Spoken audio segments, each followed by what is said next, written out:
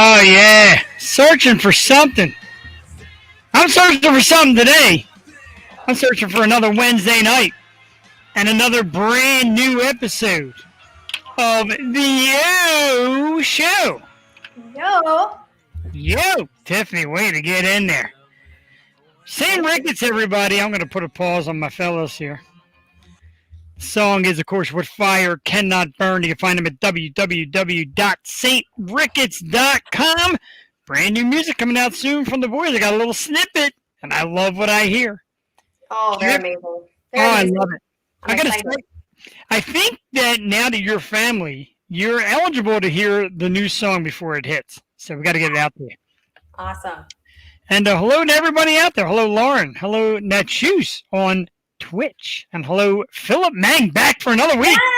Yes! All right, Phil, after last week, he loved it so much he had to come back. Good evening, everybody. As always, I am your host, Jeff the Shark Perini. Forgot to change my name, so it says Jeff, www.theyoshow215.com, which sucks. But anyway, I am Jeff the Shark Perini. With you on another Wednesday, and with me, again, filling in for our dentally challenged Jewel Tatey, the one and only, the lovely librarian-esque look of the kosher Tiffany Mosher. Tiffany, good evening. Good evening. How we doing tonight? I'm good. I hear you've got some cheesesteak. I sure do. And why is that, you might ask? Because, ladies and gentlemen, it is none other today than, I'm going to get the banner up to make it all nice and exciting. It's super exciting. It is super exciting. Breaking news. I got to find the banner. I mean, like, I can't keep up. It is National Cheesesteak Day. Yes. So what did I do to prepare Tiffany? My wife and I got together, and she said, I will go pick up your favorite cheesesteak. And it's right in front of my face, and I'm going to slap a big bite right on you right here. Ooh. And this beautiful creation is from my good friends at Gleason's. Look at that bad boy. Cheese How whiz. big is that? Is that a... That's what she said. Look at that. Some onions and meat and cheese. That's huge. It is very huge, and I get huge when I get a chance to eat it because I get just that excited, if you know what I mean. But this beauty is from Gleason's, and my man Pat is there tonight for National Cheesesteak Day. And if you're interested in the best cheesesteak in all of Bucks County and heck, all the Philly area, no disrespect to my friends, Gleason's Bar, 6700 Mill Creek Road in Levittown, PA. I'm going to have a big fat bite right now. Jeez.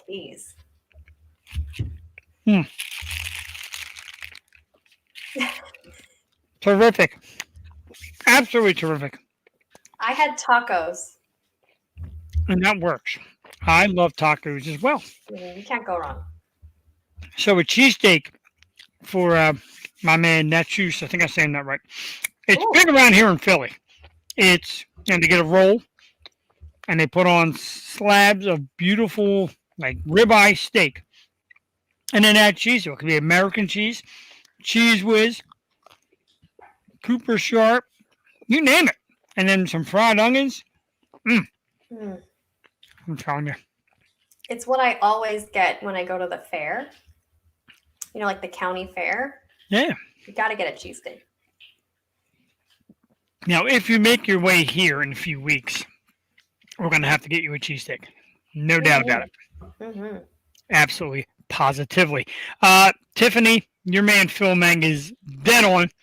Tiffany is getting so into the podcast scene. She's got a brand new mic and it sounds terrific. Tell us a little something about the brand new mic. Shout out to Phil. He's the one that sent me the link to it during last week's episode. It's like, I can barely hear you. Buy this. I'm looking on Amazon.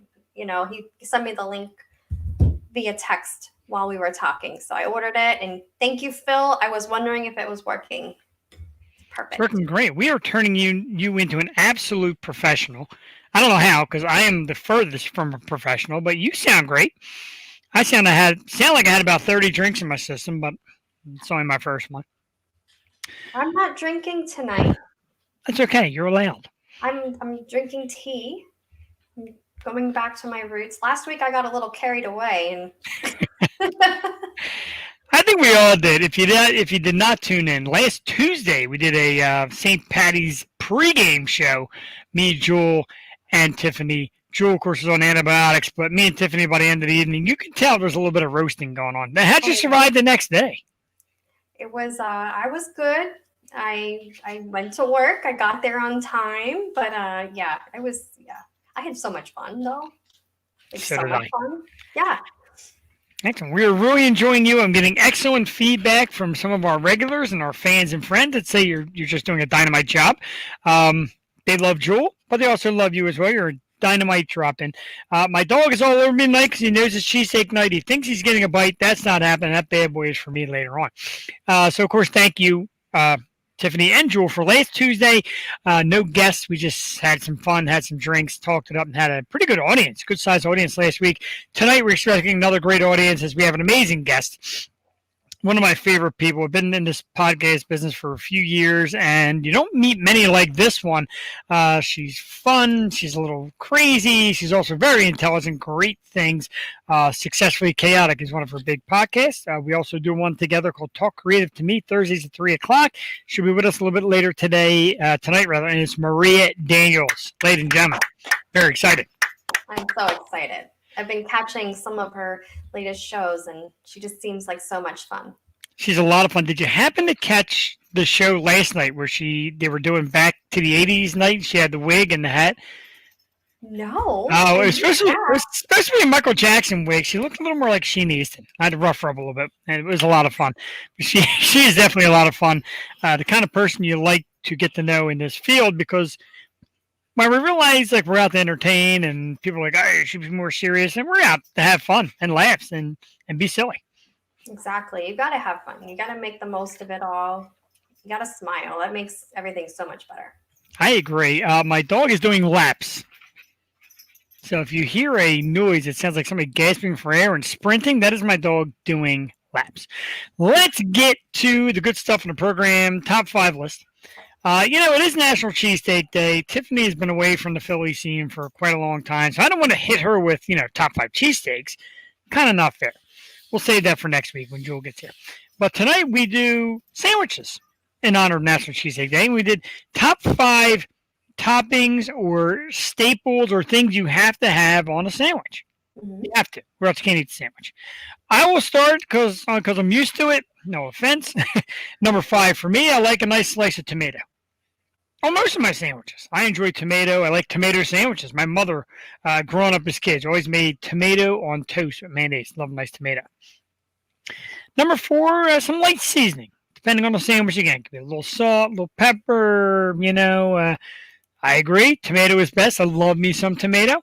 Some seasoning, a little salt, a little pepper, depending on the sandwich. Just a little bit, not too much. I'm going to kill the taste of the actual sandwich. Number 3, of course, is cheese. As you've seen, Cheese Whiz, American cheese, Cooper Sharp cheese, shredded cheese, anything cheese. Cheese got to go on my sandwich somewhere. Of course. Number 2 is the required condiment. Now, depending on the sandwich, it could be ketchup. It could be mayonnaise. It could be mustard. It could be all of them combined. It could be Russian dressing if you're eating a special. Look at it, roast beef with macaroni salad on it. Got that? I'm not hating that. Well, that actually sounds really great. Yeah, I got to go to a barbecue at Phil's house. That sounds terrific. And number 1, and a lot of people are surprised it's going to be number 1, but it's onions. Fried onions or raw onions, depending on the sandwich. I love onions. I got that again from my mother. My mother couldn't eat a salad without onions. Couldn't eat a sandwich without onions. Pasta, there had to be diced up onions. Anything, onions.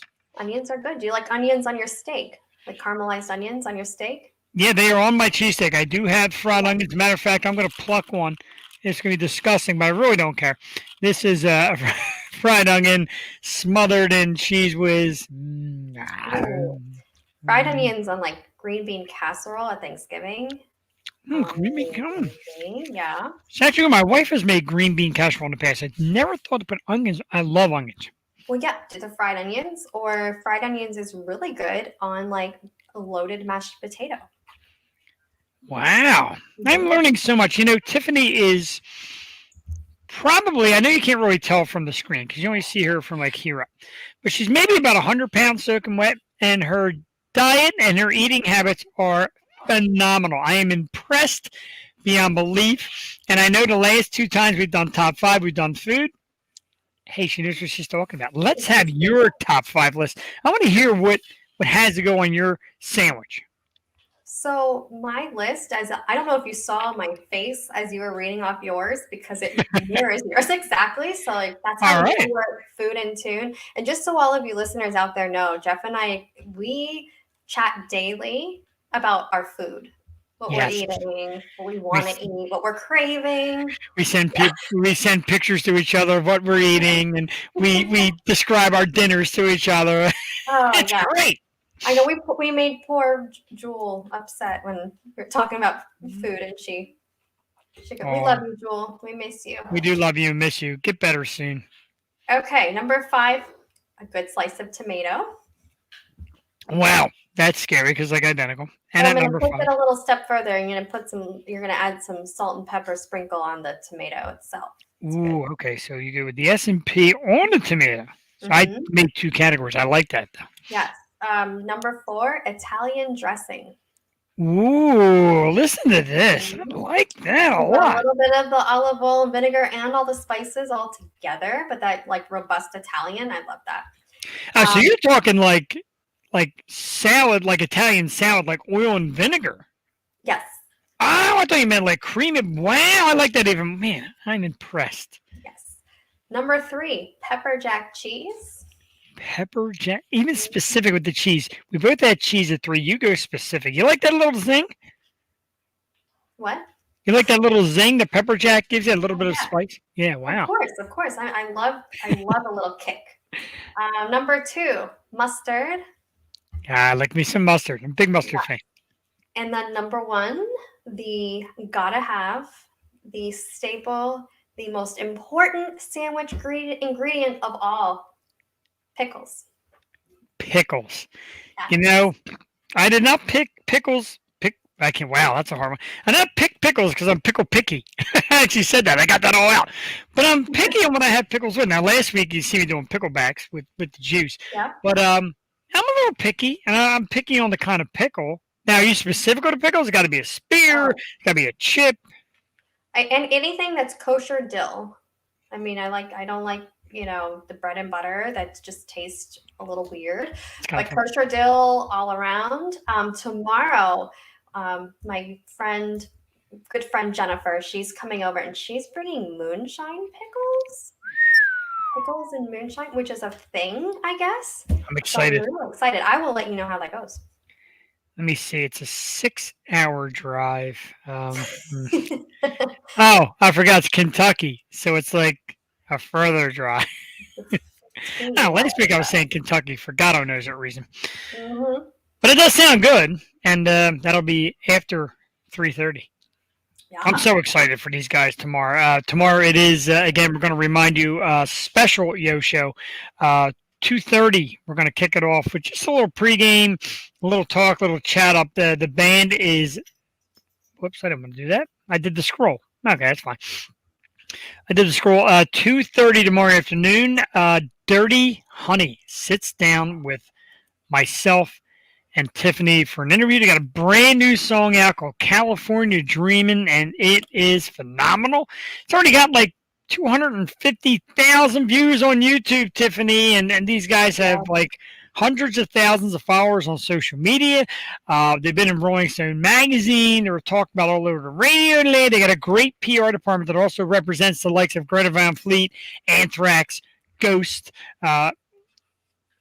Rise Against, Slayer. So this is a pretty big company. They're going to be here. This is your first real big one. Are you a little nervous? Very nervous. And I love their music. They're so much fun. And yeah, I'm nervous, but you know what? We're going to kill it. We're going to be amazing. I totally agree. We're going to have guitar player John Nato and bassist Justin Slomian. They're going to be the two members of the band representing them tomorrow. We got a little window, and persistence pays off because it's the same company that represents Greta Van Fleet. I'm like, hey, when can we get Greta Van Fleet? And she's like, wow, that's really tough. And then I said, when can we get Anthrax? And she said, well, Anthrax right now is kind of off press, but they're going to be coming back in the summertime. So I've been pushing, and then all the pushing paid off. She said, look, if you want a little spot, we got one spot left. Dirty Honey, what do you think? And I couldn't say yes fast enough. I think I sprained a finger typing so fast.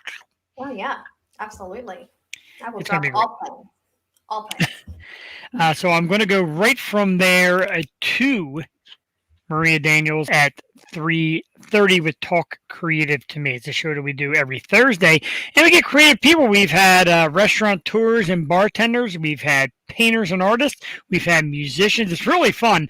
It's the creative mind.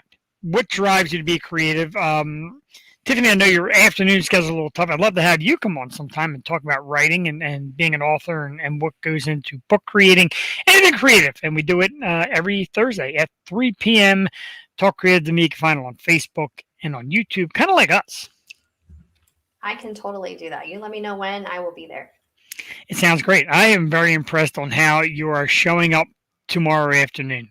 Folks, when you get into podcasting and interviews and stuff like that, and webcasting, as I like to call it, you got to kind of grab the bull by the horns. And this came up, and it goes to show you when when you get a good relationship with somebody, a good rapport. I messaged Tiffany. I said, what time do you get out of work on a day of the week? And she's like, let me guess, when we do the interview, consider it done. I'll be there. Yeah. I mean, I need to ask. Yeah. Yeah, I kind of, we just know how each other's minds work at this point. So I knew that's what you were asking through the undertones. I got it. Wonderfully done. She didn't have to hear the pitch of my voice change. Didn't even need the question, and she knew. And I say it a lot. I'll keep butt kissing. I'll say it a lot. I am very blessed to not only have Jewel, who is amazing, and now to find an excellent cohort and member of our family in Tiffany. And she reminded me today that we're family. Yes.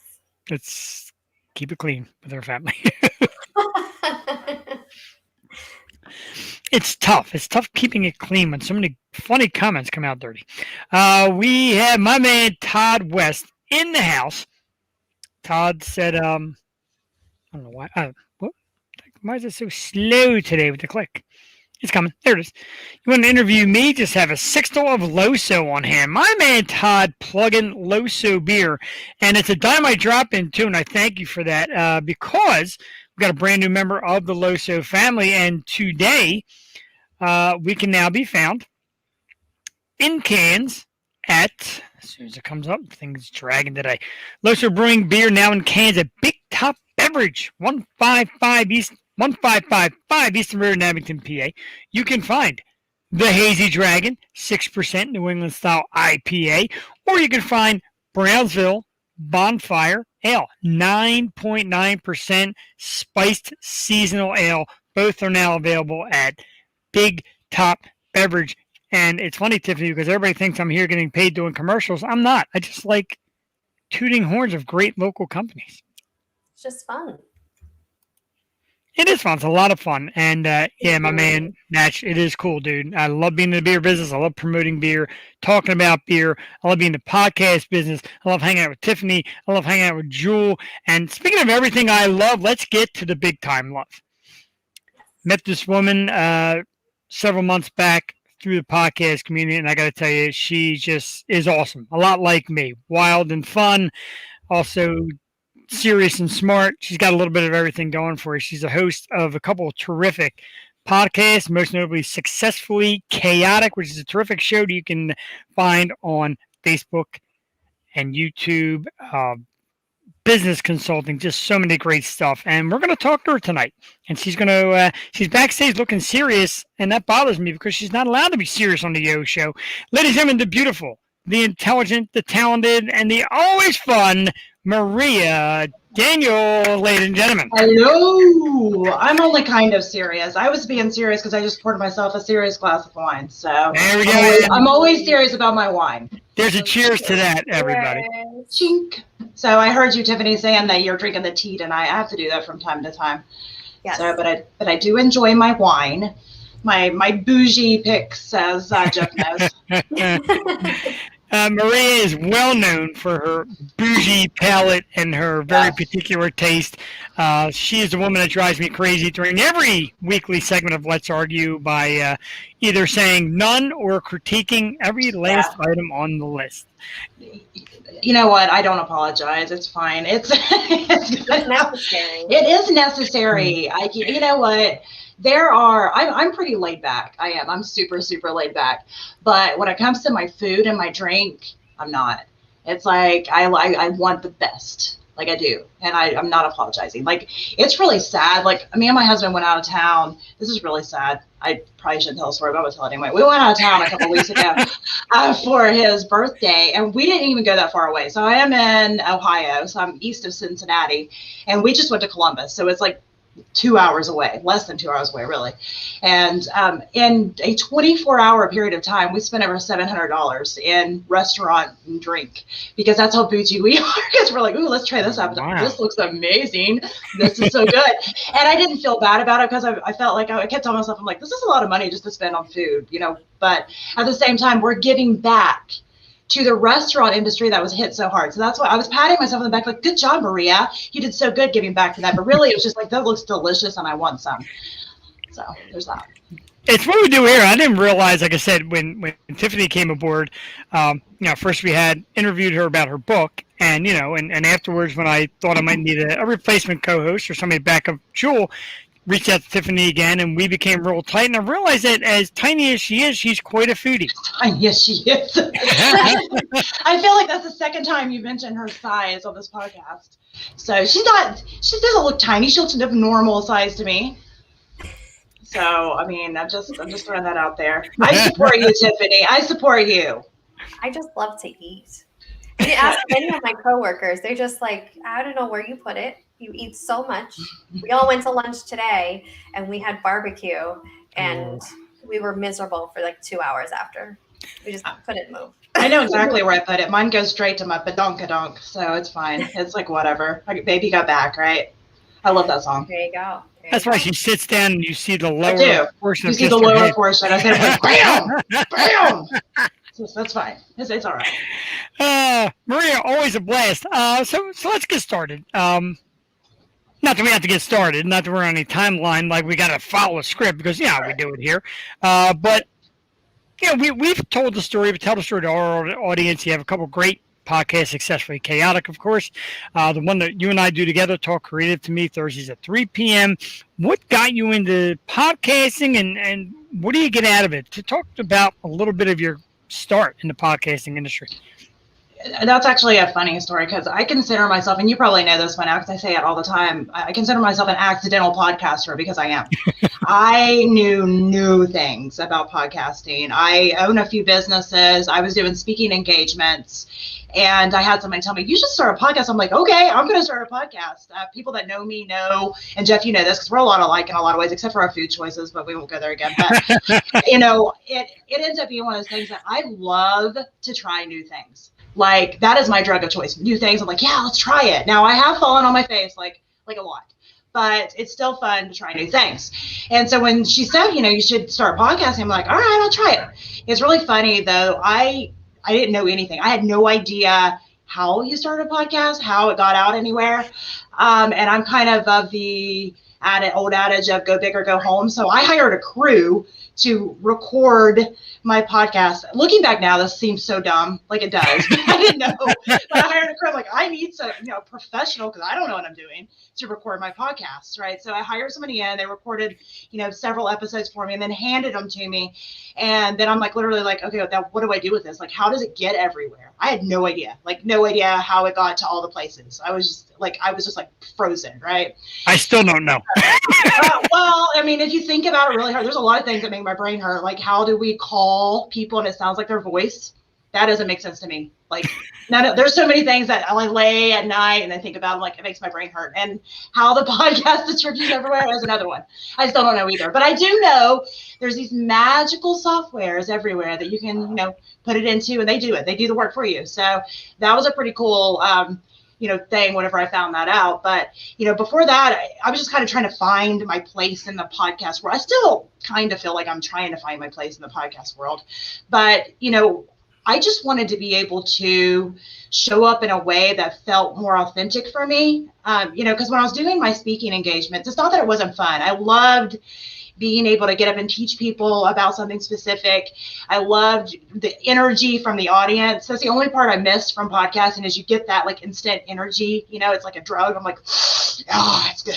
But I kind of missed that. But it ends up being one of those things that for so long, and I tell the story all the time on my podcast, that I wore this like mask of perfection. I was, in a professional, quote unquote, business world.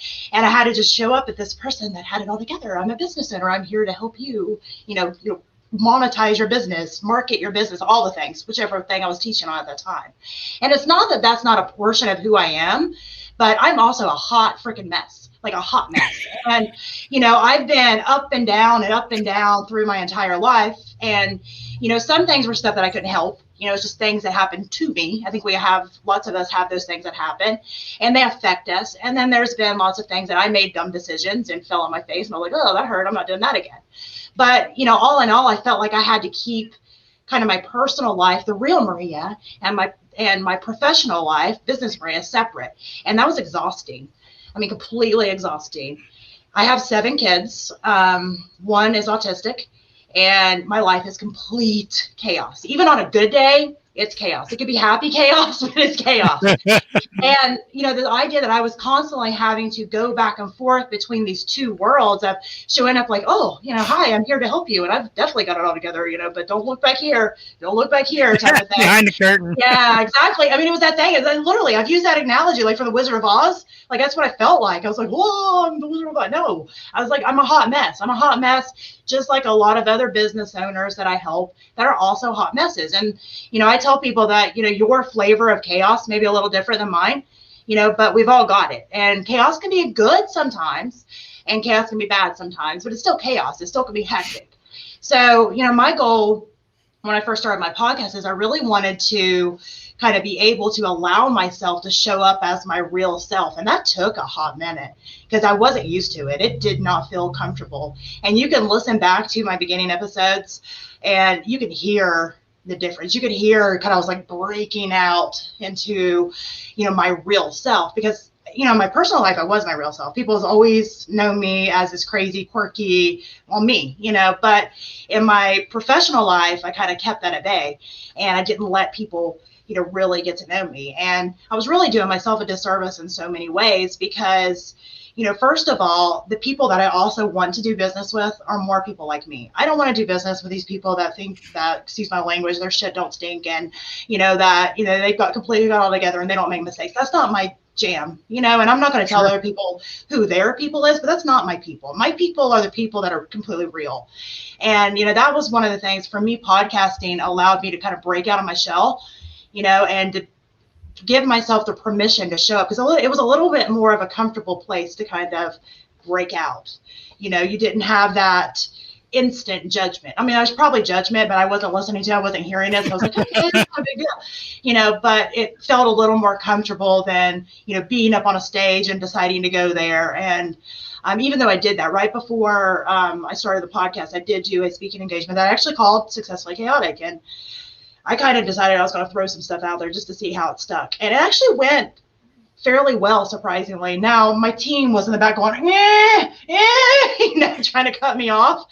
But I felt pretty good about it. And I ended up having somebody afterward come up to me and tell me about how, what I said touched them. What I said made them feel like maybe they shouldn't give up, because, that was a big thing even for me. Starting my business, I started out of my house. I came from corporate and started my business out of my house. I had no idea what I was doing. It's funny because, you start a business because of the couple of things you do amazing, and it doesn't mean you do all the things amazing. And in fact, there was a lot of them I super sucked at.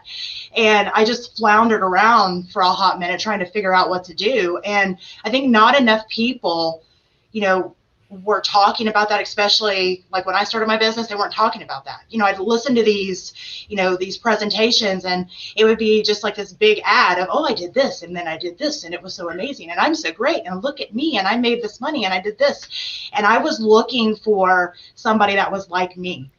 You know what I mean?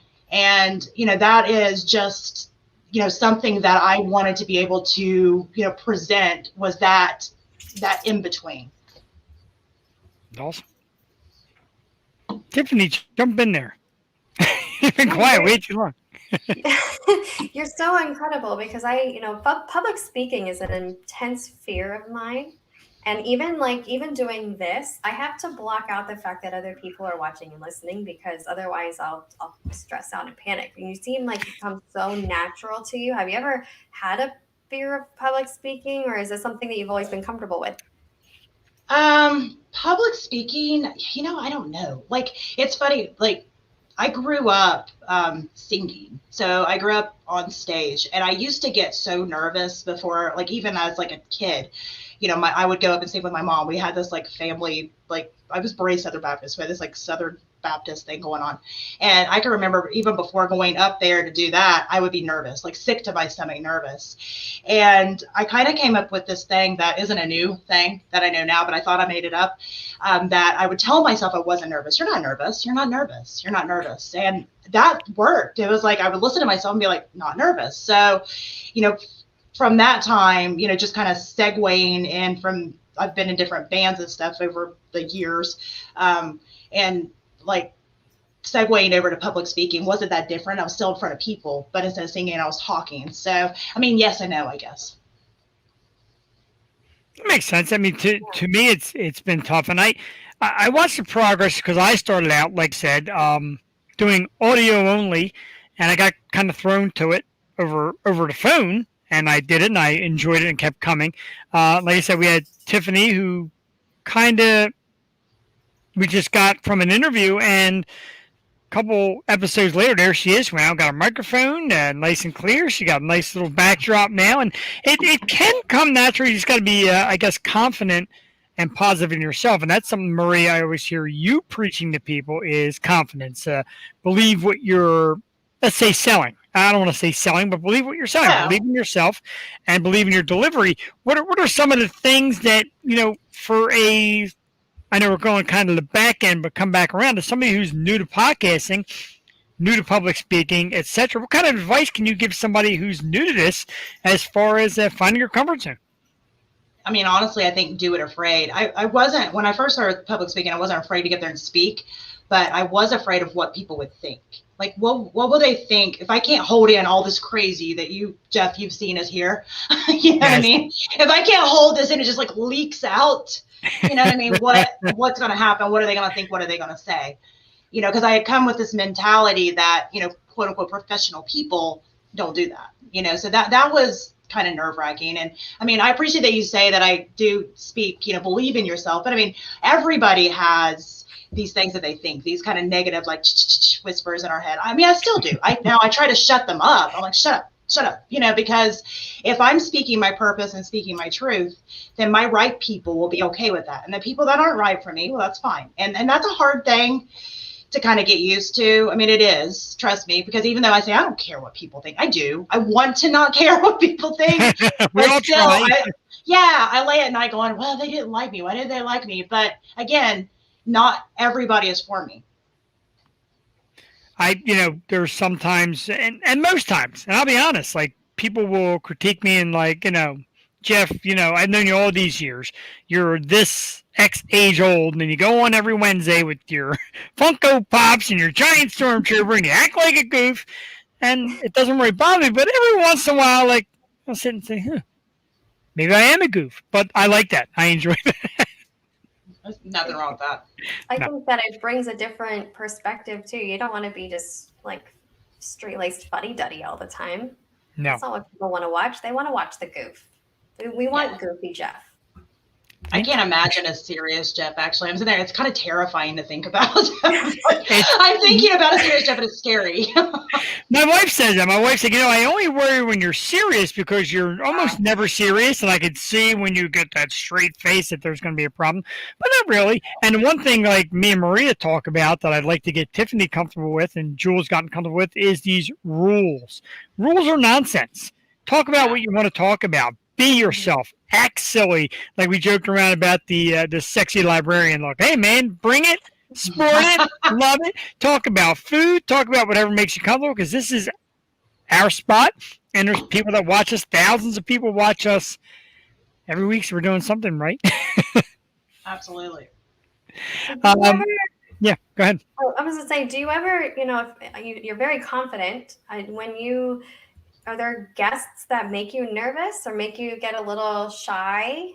Or is there any dream guest that you would have on that would probably I like that. test that for you? I like that a lot. One thing, I don't get super fangirl. I don't get fangirl. Now, has some guests made me nervous? I get nervous if I can't read somebody. I suck at some things, don't get me wrong, but one thing I'm good at is I'm pretty good at reading a room, reading the person most of the time, not always, but if I can't get a good read on somebody, that makes me uncomfortable. That makes me so uncomfortable because I don't know at that point what I should say, shouldn't say. Should I talk more? Should I shut up? I mean, because obviously I talk a lot. We all know that. But sometimes it's like one of those things that it's like if I can't get a good read on somebody, if that makes me nervous, then I start kind of tripping over my words. I'm not sure what to say. That's about it, really. That's good, though. Yeah, tomorrow we have this big show. And I gotta try to act not fangirl. Yeah. And not nervous. I get fan geeked every week. I'm not gonna lie. I get fan geeked by everybody. I was thrilled. I was so excited all day to have Maria here. And like I said, and I told Jewel and I told Tiffany, I love having fellow podcasters on because they know just talk. Just let it rip. And sometimes you'll say something that some people are like, nah, but you just gotta keep talking. That's what it's all about. People tune in to hear you talk. They can turn in too. Don't turn in yet, because turning in means don't do that yet. It's not there. So at the end of the day, because I know you have a lot. You said you have a lot of kids, you have a lot of shows, you have a lot of work that you do. At the end of the day, when it comes to podcasting, what are the joys? What are the thrills? What do you feel best about getting? Honestly, my biggest purpose in all the things I do, no matter if it's with my businesses or the podcast, is I really like to help people. I mean, I do. I like helping people. And I know that sounds like cliche, but I mean, it's just the way that it is. It's just kind of one of those things that I like reaching out, and I like the underdog. I'm such a fan of the underdog. I am the underdog. I'm the underdog. And so, I really love reaching out to other people who I can see struggling and maybe they haven't kind of broke through to their purpose. And that's what I love. So, as far as with the podcast specifically, I love talking to other people who have kind of come out of a specific struggle. It doesn't have to be a mega struggle. I mean, you get some that it's like a wow story. And then you get some that are, more like struggles that everyday people, experience. And I like them both because I think people listening, if they hear only the highlights, we hear about the social media and the highlight reel and all this stuff. If they only see your best moments, and I say they, because that was me for a long time. I would look at other people's stuff going, gosh, they got it all. Gosh, they got it all together. Gosh, maybe I shouldn't be doing this. Maybe this is not for me. And I had one person say that to me one time. They actually, it was at a speaking engagement. And they said, they started breaking out with part of their story. And they'd say, well, you don't want to hear this because you wouldn't understand because you got it all together. And I was like, girl, I do not have it all together. I don't even have a part of it together. It's just, and I started really asking myself, that was kind of moment that things started kind of turning in my mind, I was asking myself, how am I showing up? Because I think it's natural if you're proud of something, or it's a cute picture or a good picture, or your kid don't look like they have no mother that day or whatever, that you post that picture, right? Mm-hmm. But are you also posting the other side? Are you posting the time where it's like you come home and you have no floor because your husband was babysitting? I'm saying that right now. It's probably what's going to happen. He's at home right now with the kids. I'm probably going to go home to stuff like, I have to pep talk myself on the way home. Going, it's fine. It's just stuff. I can pick it up. It's not a big deal. But, are you posting that stuff also? Or are you just posting your Pinterest-worthy corner of your house only? I have a couple of corners of my house that usually stay pretty clean because nobody goes in there. But I also have the parts of my house that sometimes it's like, whoa, girl, you need to be on hoarders, because the kids get in there. It's like, and I try to show a balance of all that kind of stuff because life is a balance. Yeah, that's great. Because, for me, after just publishing this book and I'm trying to find that balance and, sometimes it gets overwhelming.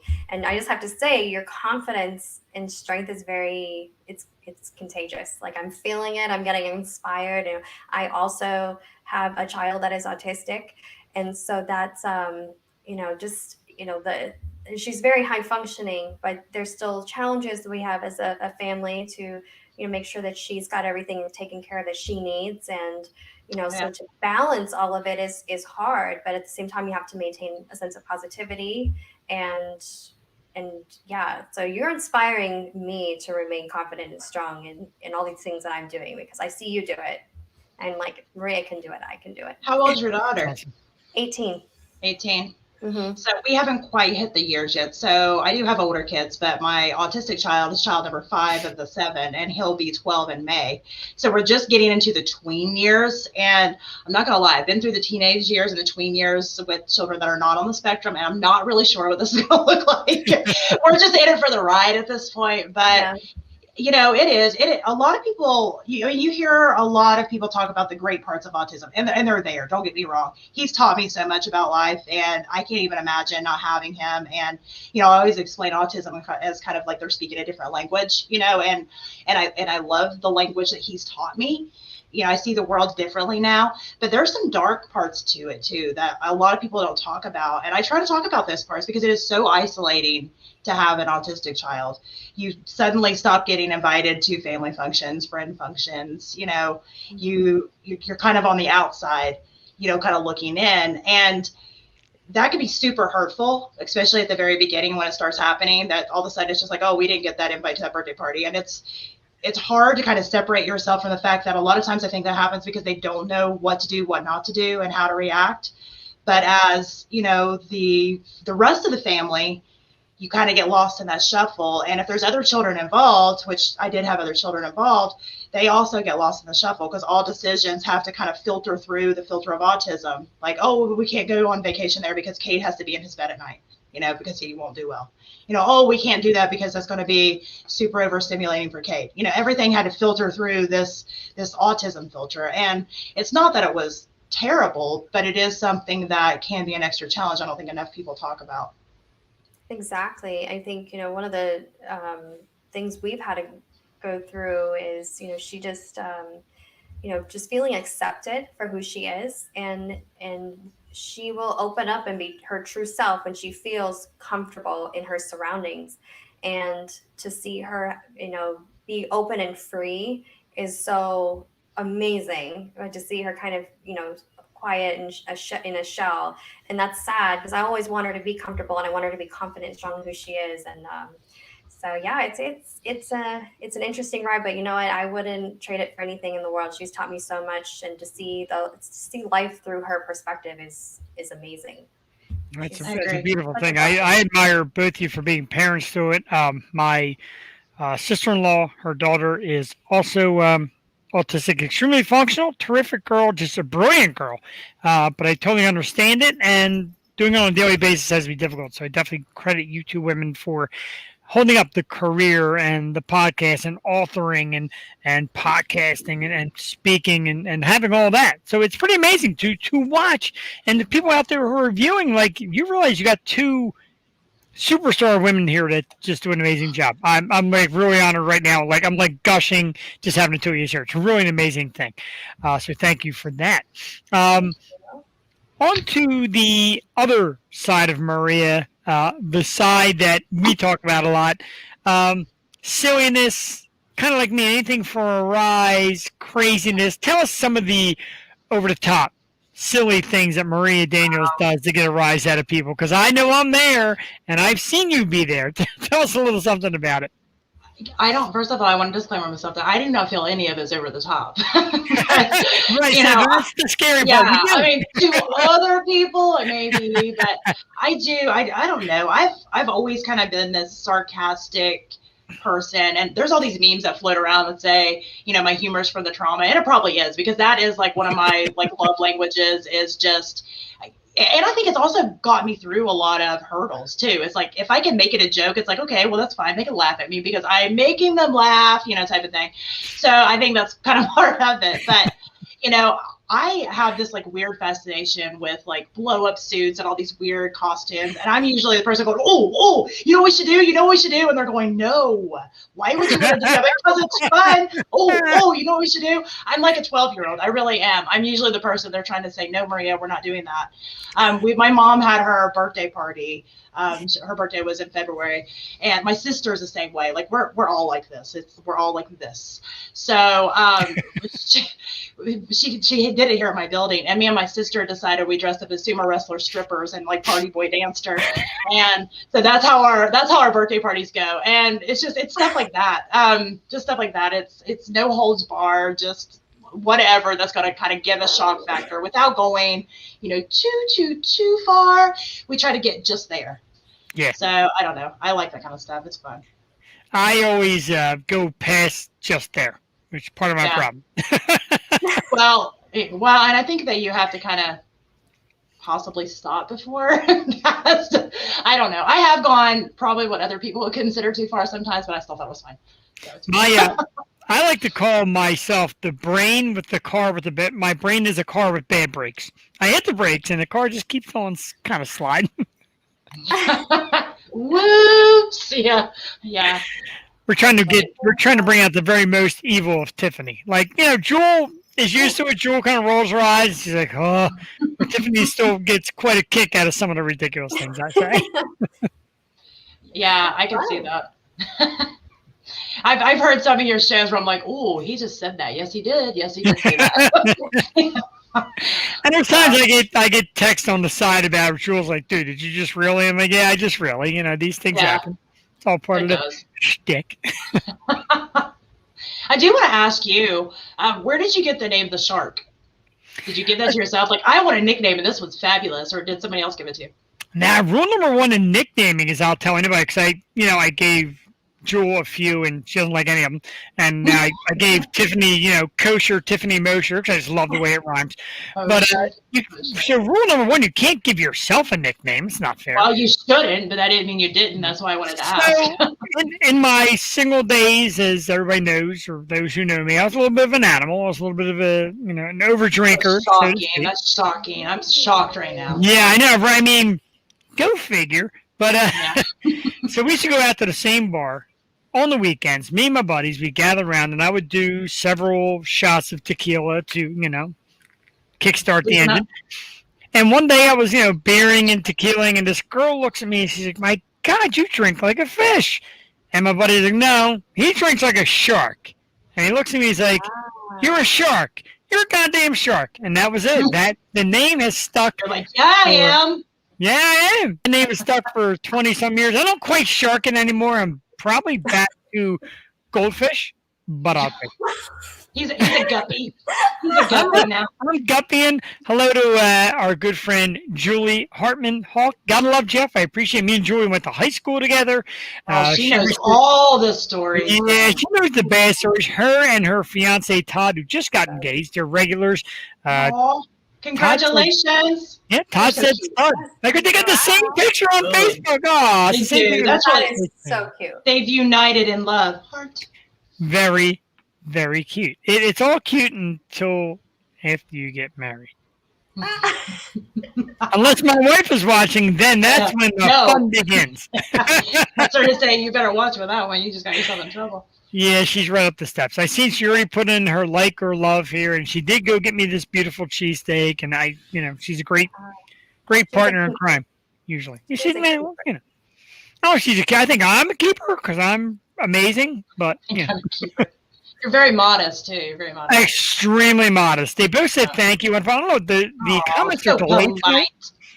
Yeah, the comment. Watch, I got the same picture. There's Todd, and there's Aw. Julie. Oh, she there's still my- loves you. Oh, Even she after loves you me. slightly insulted her. I love her picture. That's her falling down skiing. She's an avid skier. She I loves skiing. go skiing too. I've never been because I would look worse than that. I would be like a broken ball of Thank like. you. Thank It you. would be bad. Me as well. So I don't do that. I'm going to let Tiffany and Maria do a questionnaire because or question each other and answer because I was asked to give that cheesesteak another bite by my man Nachush. And who am I to let the audience down? Yeah. Oh gosh, you're making me hungry. I don't like cheesesteak. I've only had it one time ever, and I do say that. It was in Philly, though. I was in Philly. Everybody's like, you got to try cheesesteak. It's what everybody eats in Philly. And it just tasted like greasy bread with some meat on it. And I'm not big on meat anyway, but. That's exactly what it is, yeah. Yeah, I didn't like it. I wasn't a fan. I just wasn't a This fan. hurts. Sorry. It's National Cheesesteak Day. I'm sorry. Oh, Sorry. I got to get this out before we ask any more questions because, we do research. We do look into our guests, and we do get to pick up little things that they think we don't. I Oh, don't care. Me and Tiffany are going to sing. We are going to sing. All right. We're going to sing on a count of 3. 1, 2, and 3. Ah! It's coming. oh, happy Birthday to you. Wow. Happy birthday to you. She does it good. Happy did it seductive. birthday. She was like, birthday, dear Maria. I'll let her finish. No, come join me on the. I feel like she's doing the Mr. Happy President, like the Marilyn birthday. To you. Woo! Happy Monroe. birthday. Thank you. You're quite welcome. The 28th, I looked into that a couple days ago, like our birthday, a couple days before our show. I ignore it. At 29, I just stopped looking. But Yeah, right. And it's funny because you said, and it gets scary, how much we do think alike. I was also thinking she was kind of hitting the Marilyn Monroe "Happy Birthday, Mr. President" kind of chord, and I'm like, yeah, I'm out. Yeah. Mr. President. Yeah, that's what I was feeling that vibe. I loved it. It was great. Thank you so much. It's just what came natural. Yeah. She's like, I'm conjuring my inner Marilyn Monroe. Marilyn meets librarian. There we go. Right. I would say that there's some things like that out there right now. We won't name what they possibly could be, but they're We got probably a lot of happy birthdays from the audience. Kate Antosh, who was my Thank neighbor you right next so door. much. Kate, she's awesome. Oh, My he's a brother baby. came in. Even my brother's here. He'd say happy birthday. Oh. He said hi. Good. He looks very young. I'm assuming that's his kid. I was just Actually, my godson, who I'm so very proud of, a terrific young man. But we got to celebrate your birthday and sing it all because you're 21 only one time. Oh yeah, I know. One time only. One time. That's really weird since my daughter's 22. But we'll go with that. She adopted me, I guess. If I ever had a child, he would definitely be babysitting me by now at this point. Oh, there's been those moments. Trust me. There's been those moments. I have one. Actually, one of my I think it was my 20-year-old sent me a video the other day. No, it was my 22-year-old. She sent me a video the other day of when she was in town last year, and I drank a little too much wine, and I'm in my dining room, and I decided to try to put my my legs through the armholes of my hoodie, and I'm trying to walk around. So she sent this. She said, "This is what I have to deal with you." And I'm like, "Oh, I vaguely remember that. Good night." So, yeah. Wow, Coming that's off good the knowing. heels of music, since I just tried to sing here on the Yo Show, which is rare. I don't sing in public, I so like it. You got me to do that. So you mentioned earlier you were in several bands. What genre of music? Just mostly variety.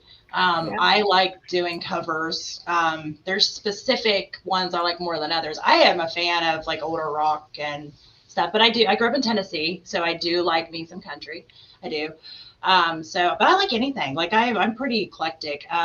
If I was doing like covers and stuff, we had some specific ones we did, but I also love to completely white girl rap, Shoot by Salt and Pepper. Yes. Yes. So I have no problem getting up there and just breaking it down. So she hides some of it though. She does.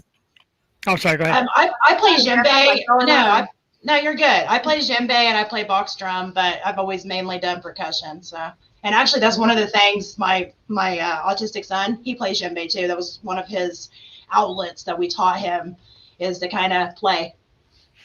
Oh, I think we have requests from the audience to hear you shoot. Oh, Lord. Like right now. Why I feel like I are need background music. I feel like I need like the whole karaoke beat going on. I can pull it up on my phone. All right, let me get the words. I am a sucker for challenges. She is a sucker for challenges. Don't judge me. Don't judge me. I didn't say I did it well. I just said I did it.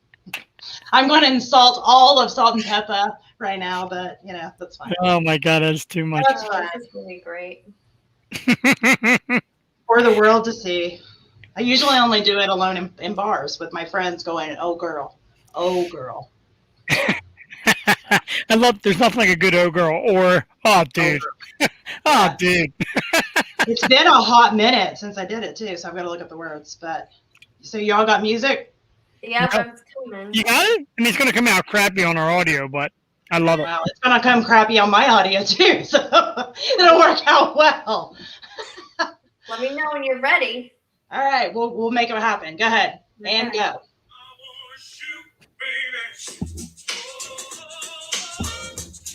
Whoa, whoa, whoa, whoa, whoa. Is this just karaoke? Yes. Oh. Okay, Okay, well, let's start it over, because I was like waiting for the, that's the part where they're like, not you. No, Okay. one. We're high tech here in the Okay, ocean. I need a lead in. I I will give you. Okay. Okay, I'll point at me. I don't have I need the words glowing.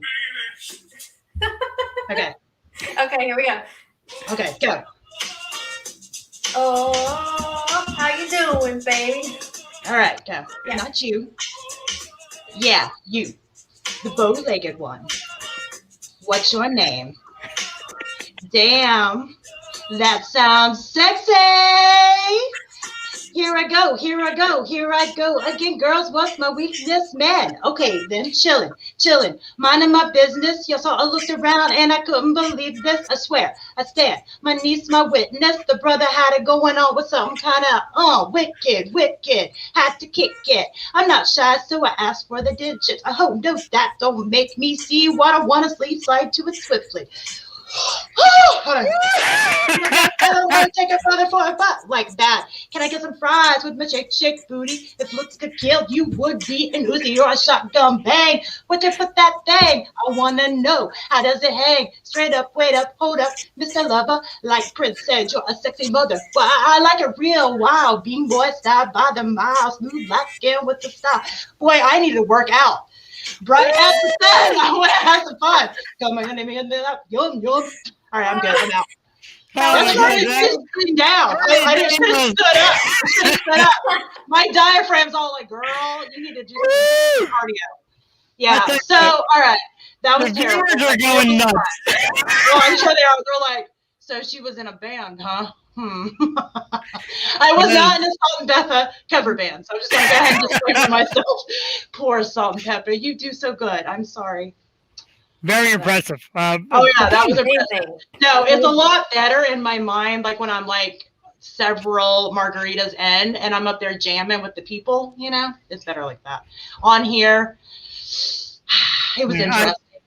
I've done it. I sing at karaoke when I got some drinks in me. What do you sing?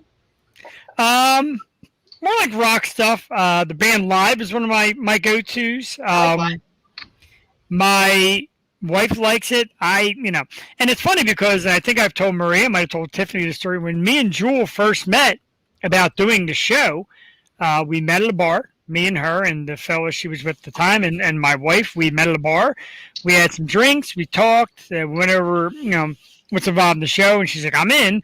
And like an hour later, my wife's like, "Let's do karaoke." So there we were, me and this girl that I'm trying to, hitch my wagon to her there, karaokeing like knuckleheads. But it was a great time.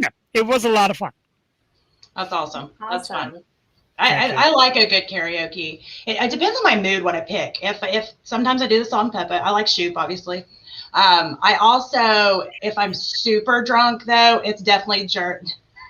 Every story's not in a bar. It probably is. Just like this one time at a bar, they're like, "We've heard it." And he's just viewing the show and knows it. That's the scary part. It's not even like he's my neighbor or anything. He just knows it from tuning in and up. That's funny. So, my favorite T-shirt karaoke. I'm not singing Axl Rose. That's just. Why not? Come on. Peer pressure, peer pressure, peer pressure. Yeah, Maria sang. I sang. like kind of half white girl rap Shoot to the wrong beat on live show, and I'm completely fine. I lived through it. So you can do this. We got you. Absolutely not. Come on. Let's see. I mean, there's let me see here. Because you certainly can't do any of the harder stuff. Because I mean, Axl's like a cut above the rest when it comes to his Paradise City. No way. Why? It's too what? Here we go. Too fast. Just huff and puff like I did, and go, and then say I will do the. Here we go. Lyrics. Okay. Do you need me to pull up the karaoke version? No, I'm going to do the end of. I'm going to do the end of Patience. Ooh, patience. So if you could just give me a little patience. Ooh, yeah. I've been walking the streets at night, just trying to get it right. It's hard to sit with so many around. You know I don't like being stuck in a crowd, and the streets don't change, but maybe the names. I ain't got time for the pain, 'cause I need you. Yeah, I need you. Ooh, I need you. Why I need you. Yes. Ooh, this time.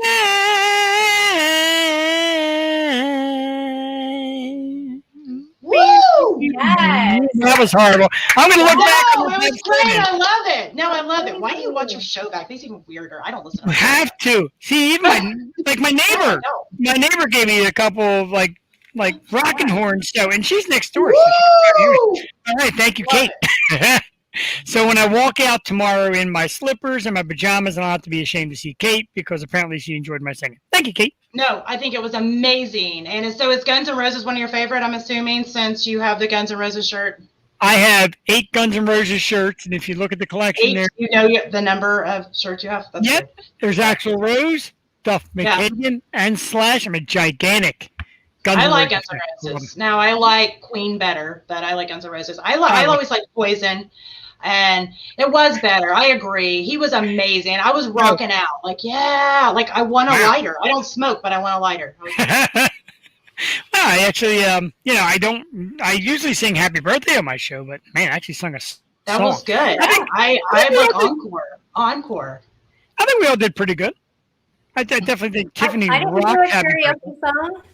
You did Happy Birthday, but if you want to do some singing. Birthday. Yeah, you did Mr. President. I felt like you should have been like, So really, I just want a performance. That's all. I was kind of hoping she would get up like on the table. Yeah. Happy birthday. Great stuff. Yeah. All three together. That's another episode. But Maria, it's funny. We talk about on Talk Creative to Me about ideas and new things. There it is. Everybody on the show. You get a guest, you randomly pick a song, and all 3 people or 4 people on the panel have to get together and sing it. I like it. It's good stuff. I love it. Good stuff. Well, and that's the thing. On something like this, you're not going to get a professional quality sound. Like if you're just not. You got to have special crap going on with music, and stuff. It's not like podcasting. But I think a lot of people are afraid to sing on stuff like this because they want it to sound super professional. But see, podcasters do that too. And we've talked about this, Jeff, about how it's one of my pet peeves. I swear, 42 times a week in some of the podcasting groups, there's people like shaming other podcasters with the sound quality. And that just goes all over me. All over me. Yeah. I went out today and I got this sound card and I got to upgrade the mic. And I'm trying because we have awesome musicians on. Like tomorrow, I would love nothing more than to play a little bit of California Dreaming by Dirty Honey, but I'm kind of afraid to how it's going to come out. I kind of want to hurt these poor guys that are kind enough to come on with us. So we're working on it. It's difficult. Like I said, the rules kind of go out the window. And Tiffany, I know you're newer to sitting down in the podcast world, but believe me, rules go out the window. You do it your way. It's your program. You do it the way you like it. I learned that from Maria. Like I said, we get together on Thursdays and sometimes the guests don't come on or there's a Wi-Fi connection issue and we make it work. We talk, we laugh, we get silly. You actually kind of incorporate it as a joke. Like, oh, there he is. Boop, there he goes. Yeah. Because the last one we had was like that. It was like he was trying to come in and then he dropped the Wi-Fi. He was being such a good sport about it. Yeah. Steven's his name and he's an artist. He does photography and he like puts out these art exhibits and he does some amazing stuff. And for whatever reason, he was having connection issues, but he was so great with it. He was typing different things in. Well, what about this? He was changing his name. He was so good about it. It was so funny. It's a lot of fun. So, big question. Podcast world needs to know. I need to know. I was going to ask Tiffany to ask this, but I'll ask myself. 3 people big in music and podcasting and interviews, etc. I got to know who's the best. Howard Stern, Joe Rogan, Jeff the Shark Perini. Definitely Jeff the Shark Perini. I'm going to be honest. This is really terrible. Everybody is going to judge me. I've never listened to Joe Rogan. Wow. I've never listened to Howard Stern either. I'm not telling you, when I said an accidental podcaster, I think I probably listened to 1 or 2 podcast episodes that somebody had sent me on a specific topic. I was not like a podcast listener. I really wasn't. I've always listened to music. Like if I'm in the car, music. If I'm working out, music. Now I listen to podcasts, but I didn't really know the world. So I still haven't listened to it. I don't know. I suck. I know. Accidental. Oh, good. See, me and Tiffany were twinning. I like that. Yes. There you go. So I guess I win by default because I'm the only person you've ever heard. You do. But I also like your show. Well, you're not the only person. You're not the only person out of the 3, but I still would have picked you anyway because I love your show. It's lovely. I appreciate that. You have a lot of kind things to say about my show. And like I said, we don't have the $1 million production, but we just come out and have fun and we do it live and we get a little silly. And it's definitely what I've gotten out of you. And that's why I appreciate you bringing me into your world as well, because it's a lot of fun. And it should be. It definitely should be. Absolutely. So tons of places to find Maria Daniels. We're going to let you go and enjoy the rest of your evening, but you can catch her all over the place. Successfully Chaotic podcast airs on Facebook and YouTube. Talk Creative to Me, of course, with me and the great Maria Daniels and our man Zach Wiseman. That comes on Thursdays, 3 o'clock. Business Acceleration Playbook, which is a new one I just watched yesterday. Love it. And so much more, of course, www.resetbusinessconsulting.com, www.successfullychaotic.com, www.getmarketingsauce.com. There was more, and I couldn't even fit them all in. All right, just don't put them. It's fine. You can just find me. Just look me up. It's fine. Just find her on Facebook, Instagram, all the great sites out there. And I'm telling you, it's definitely worthwhile. So check her out. Check her shows out. Check out some of her business knowledge because she is a terrific individual. Maria, I cannot thank you enough for coming by, joining us tonight. I expected you to be like 100 on a scale of 1 to 100. And you actually got to 101. Phenomenal, as always. Woo! I'm not a betting lady, but, that was good odds. That was good. Absolutely. We love you dearly. And I will see you tomorrow afternoon. Like I said, after the interview, I will be right back on Talk Creative to Me, and we'll try to come up with a good little something. That'll be good. Get your creative juices flowing. Outside of making you sing. It's the end for Maria, but Nachush, we're still on for a little bit. Maria, thank you so very much. I appreciate it. Definitely worthwhile. Have a great night. Thank you. Thanks, Tiffany. Bye. Bye, everybody. Maria Daniels, ladies and gentlemen, I got to tell you, Tiffany, I I just love her. I love everything about her. She's just warming and welcoming and fun and just a great time, as I expected. And just a perfect guest to come on for you to kick in that new microphone. Yeah, and I love her energy. She's just so positive and so confident. So, I mean, she's making me like motivated and inspired to just go kick ass tomorrow at life. Like, Yeah, I feel yeah, you. I just love her. She's amazing. She Absolutely is absolutely amazing. She definitely is. I love her to death. I'm so glad she came on with us. And that's the thing that the podcast community will do. Like, look, you come on my show and then I'll come on your show. And it's fun because their audience gets to check out a different side of them. And our audience gets to check, them out as well. And it's just great and help build it. It's a community, as we said before. It's not a competition. People think, everybody's got a podcast. Everybody wants to be heard the most. There's a lot of years and a lot of time slots in the day. Check us all out. Yeah, exactly. I think it's a huge community. It's support each other, empower each other, and I mean, you can't go wrong, really. Absolutely. I totally agree there. And thank you again to Maria Daniels. Absolutely amazing. She's great. And it makes me laugh because she's like, oh, I like to talk. She does. She talks a lot, but that's great. That's what it's all about is talking, because that's why people tune in to hear us. Speaking of talking, Tiffany, you're going to hear me talk very angry. It's that time of the day, ladies and gentlemen. A little later than normal, but I didn't want to get rid of Maria. I could have kept her on for days if I got the chance. But it's time for that part of the show, that little segment that we call Let's Argue. Oh, and what we do on this is such a mess. What we do on Let's Argue, I pick a topic every week. Something I get from Facebook land, I post it on my page, and I tell people to contribute. And they do. And they argue about it, and we fight about it, and we tell you you're wrong, and this one tells you why, and some people put 16 answers when they ask for one. It happens. This week, folks, one candy must go. Look at this picture from 9 candies. Well, I got to get the banner out of there because it's actually blocking the bottom 3. And there we go. I got to check the comment first. Reese's suck. Ray Coleman, our man. Thank you, Raymond. The superstar Irish singer Ray Coleman in the house just to come on and tell me. See, Ray knows what's up. Thank you, Ray, for being on my side on this debate. Usually. We have R-A-Y Ray and R-A-E Ray. My girl Ray, a.k.a. Squishy. Happy hump day to you too as well, Doc. Good to see you back. Good to see you back with us. Tiffany, she puts us on the big screen. She's so and she cute. Watches. She's adorable. She is definitely a doll. I love her. My wife loves her. She's excellent. Like I said, she puts us on the big screen and watches on YouTube. It's pretty fun. So fun. Let's look at the list. Here's the 9 candies. We've got Twix. We've got Almond Joy, Kitkat, Butterfinger, Snickers, Reese's, Baby Ruth, M&M Peanut, and Milky Way. My man Nash, dude, you got to get out. You got to come visit me in Philly, dude. I will teach you food. I will teach you cheesesteaks and candy and you name it, bud. Come on out.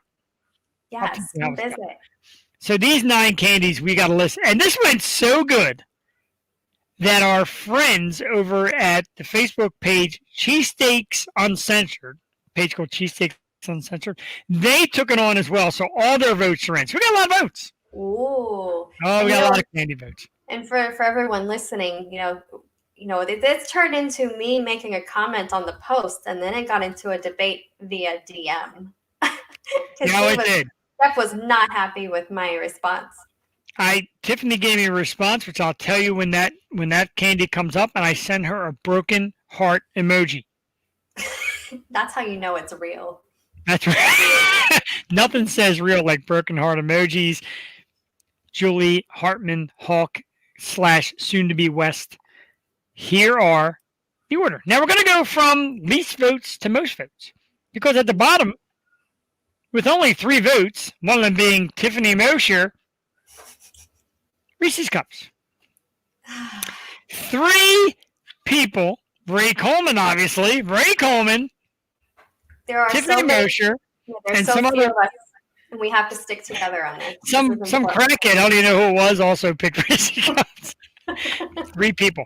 I forgot to bring it downstairs. I sent Tiffany a picture of this giant bag of Reese's peanut butter eggs that I bought the other day as well, just to solidify. But Reese's Cups at the bottom. I don't get it. but you're not a peanut butter fan, and that No. And you know what's interesting? And people tell me that this is hysterical. I think it's a funny story to tell. And it's not because of an allergy. The smell of it it makes me nauseous. It's like one of the worst smells in the world. And then the texture is just awful. I can eat a peanut all day. I love peanuts. I'll pick apart a peanut and throw the shell, and I love them. But the peanut butter is just evil. And when my sister and I were little, my mom would pick up. She picked up on the fact that peanut butter was not our jam. No pun intended. And so she would use it as like a threat of punishment. Wait, so you love peanut butter? Hold on a second.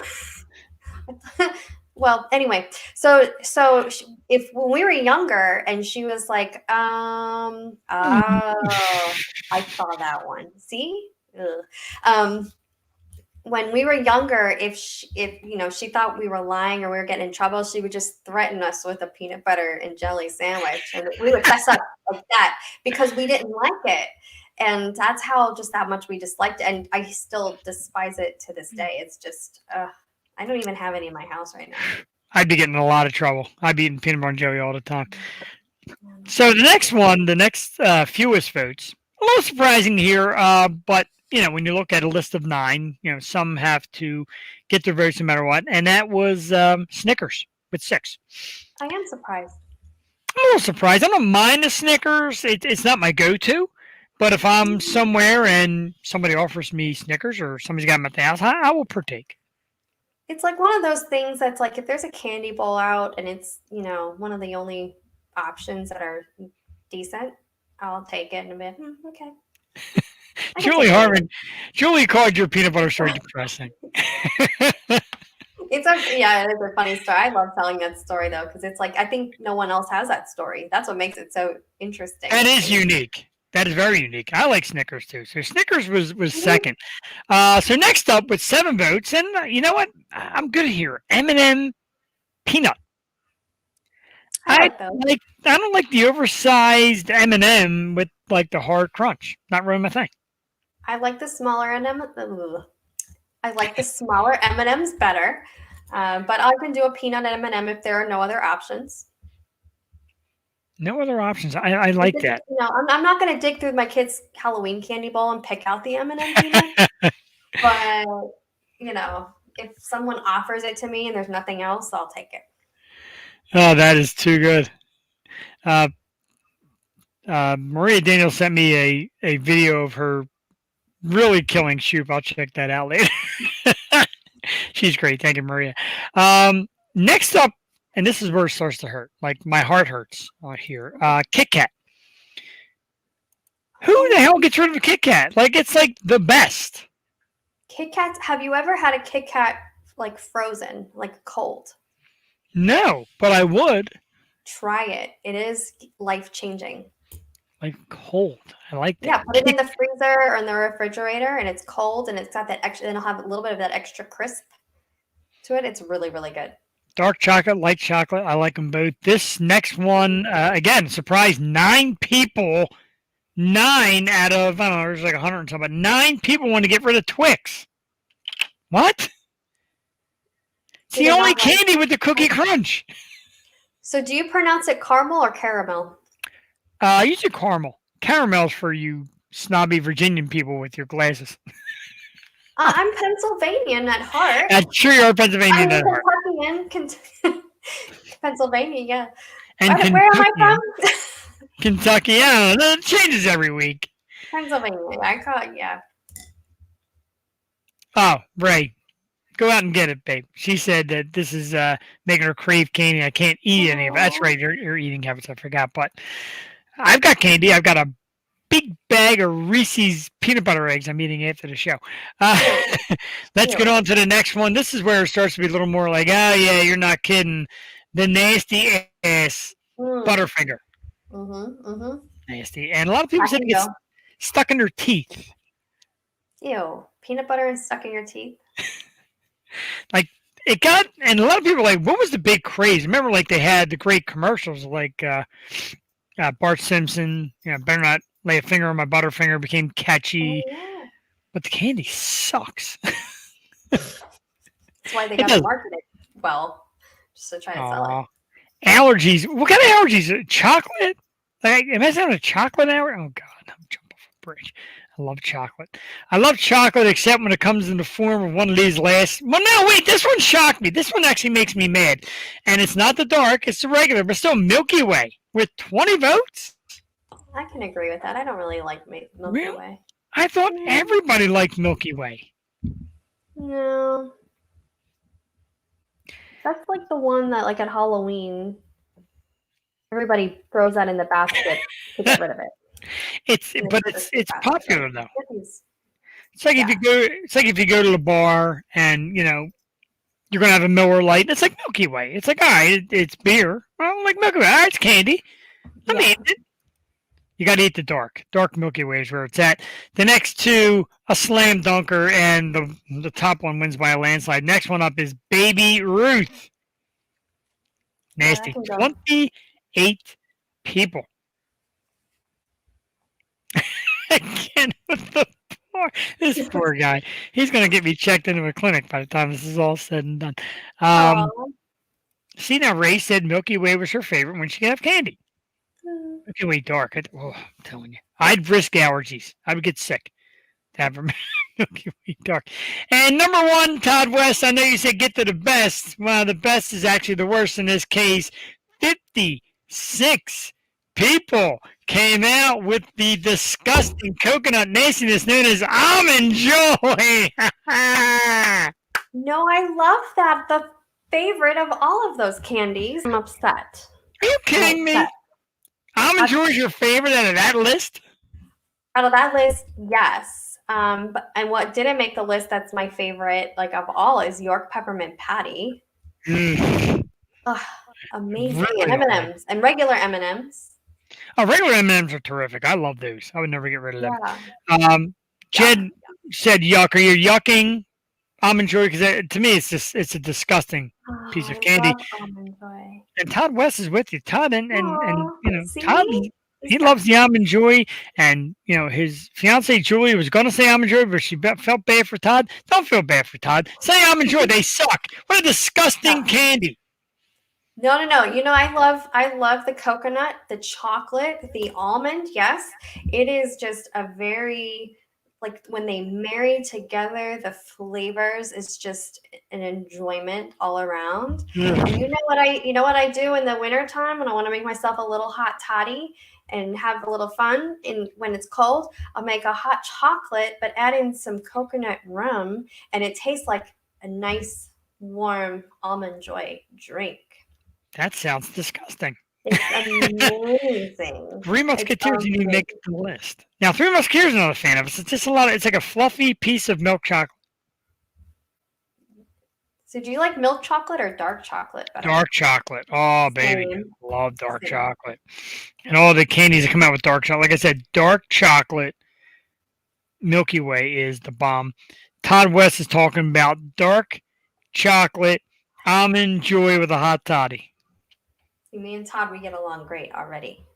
Yeah, when you if you come to visit, we will maybe invite Todd and Julie. I know they've been laying low because it's a COVID thing. I get it, but listen to you talk about food. You can go off in your own little corner because that just sounds nasty. You can have your Reese's over there. We're gonna have our Almond Joys. I love Reese's. I love cheesesteaks. Cadbury bars with the caramel. White chocolate. No white chocolate. No, get that out of here. Cadbury bars, I'm not big. The Cadbury eggs made me sick. But the Cadbury bar I get with the little thin layer of caramel inside, I like those. Yeah, they're good. God, candy is a popular subject.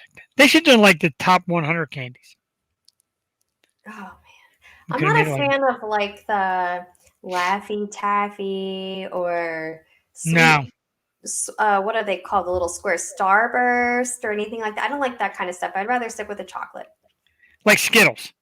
Skittles makes me sick. And here, Nash, for a guy who really wasn't on the same page, white chocolate is literally not chocolate. Correct. It is not chocolate.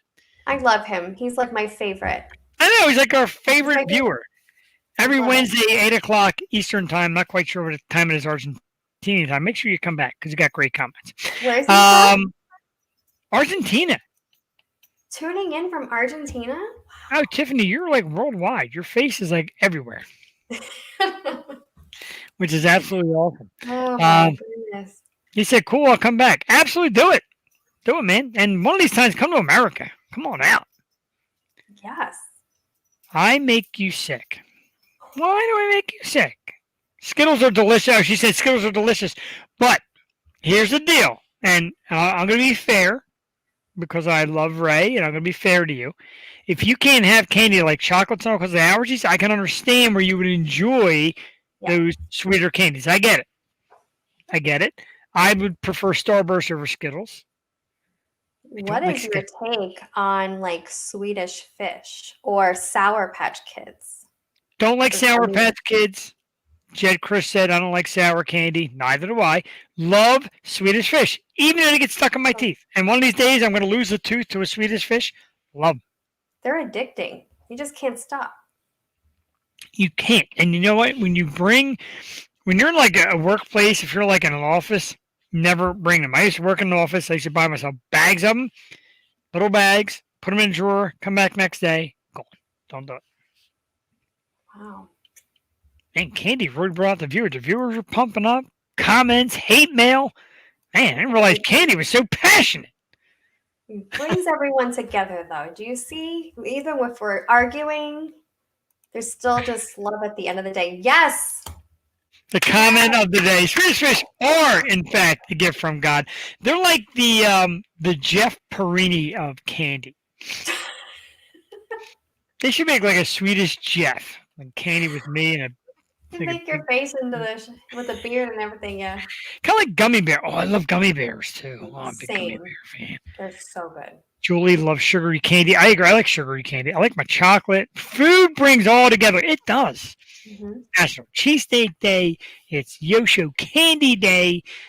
Man, you people are fantastic. We got a great audience here. You people just make me just smile and laugh. Some of you is disappointed with your horrible choices in food. For the most part, I love you. Whew, let's get to some topics. I know we could talk this all day, but a few topics. Start off here with a sad one, and I saved it kind of the end of the show. I'm going to do it earlier, but I didn't. A real good comedian and actor, George Siegel, most recently known as Pops on the Goldbergs, passed away at the age of 87 years old. Just Shoot Me was another big one of his shows. Like I said, Goldbergs, a lot of comedy shows, great actor. Unfortunately, 87, pretty good life, a lot of good years. Were you a fan, Tiffany? I remember when he was in Look Who's Talking. Remember that movie? Yeah, wow. Yes. Yeah, I mean, that just takes me back to my childhood. And yeah, really great guy. Wonderful sense of humor. He'll be missed for sure. Absolutely. I love them. I love them as Pops. Goldbergs. Kind of weird. The Goldbergs comes on now on TV Land like 3 o'clock in the morning. And somehow I usually wake up for an episode or 4 in the morning, but somehow I'm always up for an episode. Very sad, Joey. I agree. Love the George Siegel. Funny guy. Age of 87 years old. From the Show. Condolences to his surviving family. Here's one kind of quirky, and I always thought this woman was kind of weird. Also thought she was always kind of beautiful and was always a fan. But Sean Young has come out. Great actress, Sean Young. Come out and has mentioned some big names. Oliver Stone, Warren Beatty, and kind of said when they were producing her or directing movies and working with her that she was very difficult. Hard to work with. She was in a movie with James Woods, claims that James Woods like filed a harassment suit against her. Young came out and said she's more or less misunderstood just for speaking the truth. And a lot of people have smeared her image, and it kind of slowed her progress through Hollywood. She's kind of been blackballed. You really don't see her in anything anymore. There was a whole story about the Catwoman outfit and how she ruined Batman and all this kind of nonsense. Like I said, I've been a fan. I always found her attractive, a little bit outspoken, a little bit weird, if you will, but I dug her. Your thoughts on this?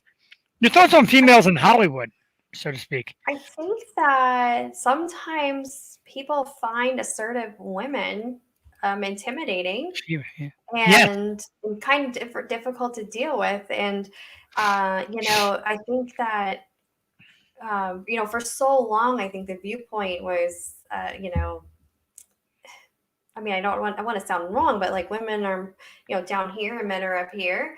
And as women have come more full circle and being more assertive and, kind of coming into their own, it's like sometimes people don't know what to do with that. I mean, I've even experienced that at times. I know at one of my jobs, I was told that I didn't need a particular type of training because I was a female, and I was very Wow. assertive in the fact that I wanted to take this training because, just because I'm not a guy doesn't mean I shouldn't be able to take a tower climb training certification for the shipyard. So it was kind of that was difficult, and so I think, and for her to come forward and call out some of these big huge names, that's very brave.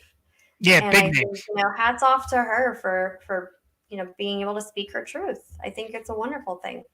I agree. They showed with the article, and one of the things they show is a clip when she had interviewed with David Letterman, and she had kept her armpit hair growing. It was kind of a joke, and she's like, "Oh, I heard this is sexy in Europe. What do you think, Dave?" And he was more or less just kind of treating her like she was nuts, and wouldn't really approach the subject. But she was more or less being funny, and I think people need to be a little more relaxed with that. I know it's male, female. Like me and Tiffany are here, and we make jokes, and we sometimes we push the envelope a little bit, but it's all in good fun. We're here to entertain. But a good actress, and kind of sad to hear the perils that came up on the end of her career. Older now, but I'll keep my eye out. Always enjoyed me a good Sean Young. I'm a big fan. Yeah, absolutely. And we'll get on the O Show. Come on the O Show and tell your story to our fans out there. I love this story here. This one goes to a little bit of everything. Parenting, great teams, great teammanship. I think is the wrong word, but anyway, great teammate. Alabama running back Najee Harris. Now this is a great story. As soon as the headline comes up, any day now. Is it up for you? Because it's taking me. Yes. So Najee Harris is a running back out of Alabama, and as you know, coming up now is NFL combines and college days where scouts go look at some of these kids. And Alabama's got a ton of talented guys who are going to be ready for the NFL draft. So Harris gets to the airport in Dallas. His flight is canceled to get back to the university due to heavy lightning. Takes it upon himself, jumps in the car, drives 9 hours from Dallas to Alabama. Tiffany, he wasn't even scheduled to work out that day. It's not like he's working out, but when they asked me, he said, look, I want to be there for my teammates. I want to root these guys on. Like, this is big stuff for them. This is their day to make good with pro scouts. Tremendous. In a day here where everybody's like athletes get paid too much and they're all trying to say the wrong thing and they're all trying to be overly egotistical, here is a terrific kid doing a great thing. A couple questions for you. Number one, do you see sportsmanship like this anymore? Like how refreshing? And number two, parenting. Like how do parents play a role in a great decision by a young man like this? I think, we need to hear more good news like this. Yeah. You turn on the TV and there's so much negativity, and to see something like this, it's so heartwarming and it's inspiring. And I think news like this needs to be exposed more because there's not a lot of people out there like this, who grasp the concept of what a team is, what a family is, and how to support and build up your peers and one another. And I think a lot of that does come from parenting. When you have your, for my kids, when they were in sports and they have things like that, we would all go together as a family to support whoever, if Abby was doing volleyball or, Tyler has a band concert, Abrams, he's into cooking. He doesn't do sports, but he's into cooking. So we all sit together around the table and have these meals, and we make these family events.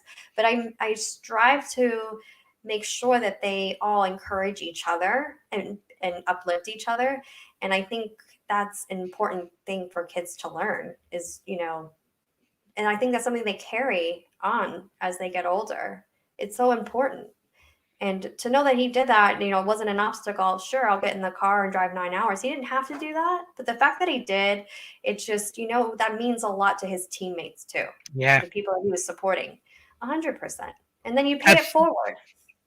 Right. Absolutely. And the other thing, the thing that people forget, college athletes, a lot of them get those scholarships or a free ride or half a free ride. And it means a lot to some of these guys to give back. And to me, this is Harris giving back to his teammates. Not only that, but a big part of the NFL Combine and the college days is character. And if Najee Harris didn't prove his character and just raise his draft stock just by doing this alone, then I'm confused because to me, this kid hit a home run. Great story. You know what I love about the Yo Show, Jeff, is that every episode you always incorporate some sort of good, positive type of news. You know, we like to have our fun and we talk about heavy topics at times, but there's always something feel good, and I think that's so important. I think we need the world needs that. So good for you and Jewel for doing that and incorporating that to your show week after week, because it's you know it makes us as listeners smile and gives us something to talk about the next day at work. That's something good, and that's important. We need that. Thank you. That means the world to me, and it does trick me up a little bit. I'm not gonna lie. Put the beer down for a second. I saw that. Yep. A little bit. I actually had to go to water. My wife even said, "Water? Yeah, there's water." Thank you for that. That means a lot because there are so many shows out here right now that just want to do. Oh, we're hard hitting and we'll say whatever we want, and bro, if you don't like it, no, we want we do talk about death. George Siegel example, very sad. We will talk about some touchy topics. We don't get too deep, just kind of graze them and let people know that we think about it, we care about it. But we love great stories, and that to me was such a great story. And I saw it, and I know I try to do everything. We try to do sports, music, entertainment of all walks. And when I saw this, I'm like, sports or not, this is a great story no matter what. Even if we do nothing about sports, or even if we knew nothing about sports, that's a great story. And I'm glad that you appreciated that. Absolutely. Absolutely. This is fun. National days. Of course, today is National Cheesesteak Day. Yesterday was National Puppy Day. Every day is a day. And of course, social media always highlights, say, today is blah, blah, blah day, whatever the heck it may be. And there's so many of them. I've got a couple favorites. I'm going to hit with a couple of my favorites because mine are easy, almost kind of cheesy. Okay. March 16th, 3/16 is Stone Cold Steve Austin Day. I love it because I love Stone Cold Steve Austin. Like he was one of my favorites. I went through a wrestling phase back in high school where I was obsessed with the WWE, and I went to see it live like 3 times. I would never guess that. I enjoy it live. I don't watch as much now. The characters, because they got rid of the Attitude Era, and I know the Attitude Era show was bad for kids, but that's when you had Stone Cold and The Rock and Degeneration X and all these like over-the-top characters. Stone Cold is my favorite. Undertaker was great. I loved it. I definitely had a run. I did not pick you as a wrestling person. I had the hugest crush on Edge. Remember him with the long hair, the blonde? Yeah. Oh yeah, he was like my crush back then. Yeah. All the girls loved Edge, and all the guys were like, I don't get it. But apparently there was something very sexy about Edge. Which the guys are all about, like Stacy Keibler and I know. Oh, Stacy Keibler. legs for days, my goodness. Stacy Keibler, Tori Wilson, Trish Stratus. Oh man. Yeah. A lot of sex appeal. I feel you now. Now we're both big wrestling fans. So 3/16, of course, has Stone Cold Day. May 4th. May 4th, Star Wars Day. May the 4th be with you. I love that one. 4/20. Because it's a week. Reasons, right? Because it's a week before my birthday. Yes, of course. So I like fun days like that. Do you have any days that you like? Like there's a lot. Like not just like those specific days. There's like National Cheesesteak Day or like the National all this stuff. May 4th is great. Thank you. It's also the day before Cinco de Mayo. It is. I do like me some Cinco de Mayo as well. A lot of fun. Any days that you like? Any specific like national days you get jacked up for? Yeah, I have a list here. A list. I took this very seriously. Yeah. So, so for more of my serious days, as an advocate for these things that I think are very important. World Mental Health Day is in October. Oh, that's terrific. International Human Rights Day and International Volunteers Day is in December. Anyone who knows me knows that I am a huge advocate of mental health, having dealt with mental health issues myself, and also I'm an avid volunteer. I do a lot of volunteering both here in the U.S. and abroad, and so those are really important, near and dear to my heart. And then the fun ones, I found that in April, Grilled Cheese Day. Oh yeah. Grilled Cheese Day. Mhm. We also in June have National Chocolate Ice Cream Day and Iced Tea Day. I like iced tea. It's a goodie. Yeah, I can get down on some iced tea. On one of the best days of the year, Jeff. The day is July 30th, and it happens to be National Tiffany Day. It's my birthday. I also Wow. share my birthday is also National Chili Dog Day. National Chili Dog Day. Chili Oh, Dog Day. man. And yes, Valentine's Day is good because chocolate, right? Yes. And also on July 30th, Cheesecake Day. I love Right? cheesecake. And then the month of January is the National Hot Tea Month, and everyone knows how much I love my tea. So we have to celebrate that all of January. Ooh. National We or can, there should be. I love Oreos. yes, we can celebrate that a little bit late. It's still March. Ray also goes by the alias of DJ Oreo. It's her DJ name. DJ Oreo, I love it. Here's a day that I want, and Julie, I agree. I'm going to campaign to make this known. National BJ Day. Yes, Oh, there's steak and BJ Day. Why did that comment not come up? Son of a gun. The best comment of the night won't come up. There it is. National BJ Day. National BJ Day. Still didn't come up. We have a comment. Oh, there it is. That comment's staying up there forever, Joey. Here's a comment from the O Show itself. The O Show says March 13th is National Jewel Day. 313. Thank you guys for tonight. I love you all. Great job as always. Jewel Tatey. We love you, Jewel Tatey. We really do. We adore you. I appreciate you coming in and joining us. Maria was terrific. She, of course, misses you as well. We want you to get better soon.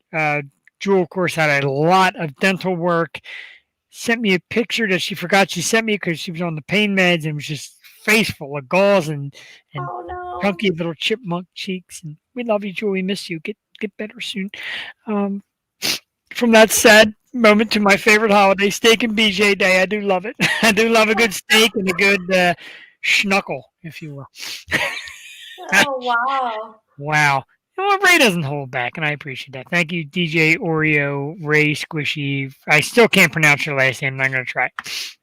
Next time we get together, you got to teach me that thing. I mean, I'm Italian days long. That's a lot of name. God bless you. Jewel Tatey in the house. Thank you, Jewel, for tuning in. Am I out of topics? Is that it already? Did I kill them all? Oh, no, I didn't kill them all. This one, I'm confused by this one. So they did a study. All right, and I'm going to go to the show notes because I actually typed this all in and I couldn't believe it. So they did a study recently on how you're sleeping and how it affects pretty much all your day, your attitude, how your body feels, mentally, how you go about it, and they did a study of the best way to sleep. So this study, these great doctors who, I don't get this. So the perfect way for comfortably sleeping to get your best night's rest, a body pillow should rest under your torso, a whole body pillow. And I don't get that. A firm pillow between your knees will relieve body aches. Okay. The last one I can never do in a million years. Your head should be level with the mattress instead of like more than one pillow. I use like 3 pillows. I keep a pillow under my arm here, nothing between my knees, nothing on my torso, and I sleep like shit. How do you sleep? Like, do you get a good night's rest? I know, I'm sorry, but I am waking up. I sleep 3 hours at a time, and then I sleep with the TV on, and I even tried taking the melatonin, whatever the hell it is. It don't work. How do you sleep over there? How's things in Kentucky? So I usually start off like an hour before bedtime drinking sleepy time tea, which is what I have in here now. I slipped it in at the 9 o'clock hour, so I would get ready for bed. I could be up early in the morning. So I drink sleepy time tea. And one of the most integral parts of my sleep experience, I have to sleep with a fan on. And I know that's a huge debate. No, I But I like it. need the fan, the noise. I love the noise. But I have a pillow. I can't do the whole head on the mattress, like level with the mattress. I feel Yeah, that like don't I'm work for me. lifting something and my neck's gonna break.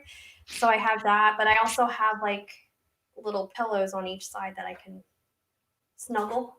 Because I like that. I'm single, I'm by myself, so it's like I just have little snuggle pillows. But and then I have my dog. So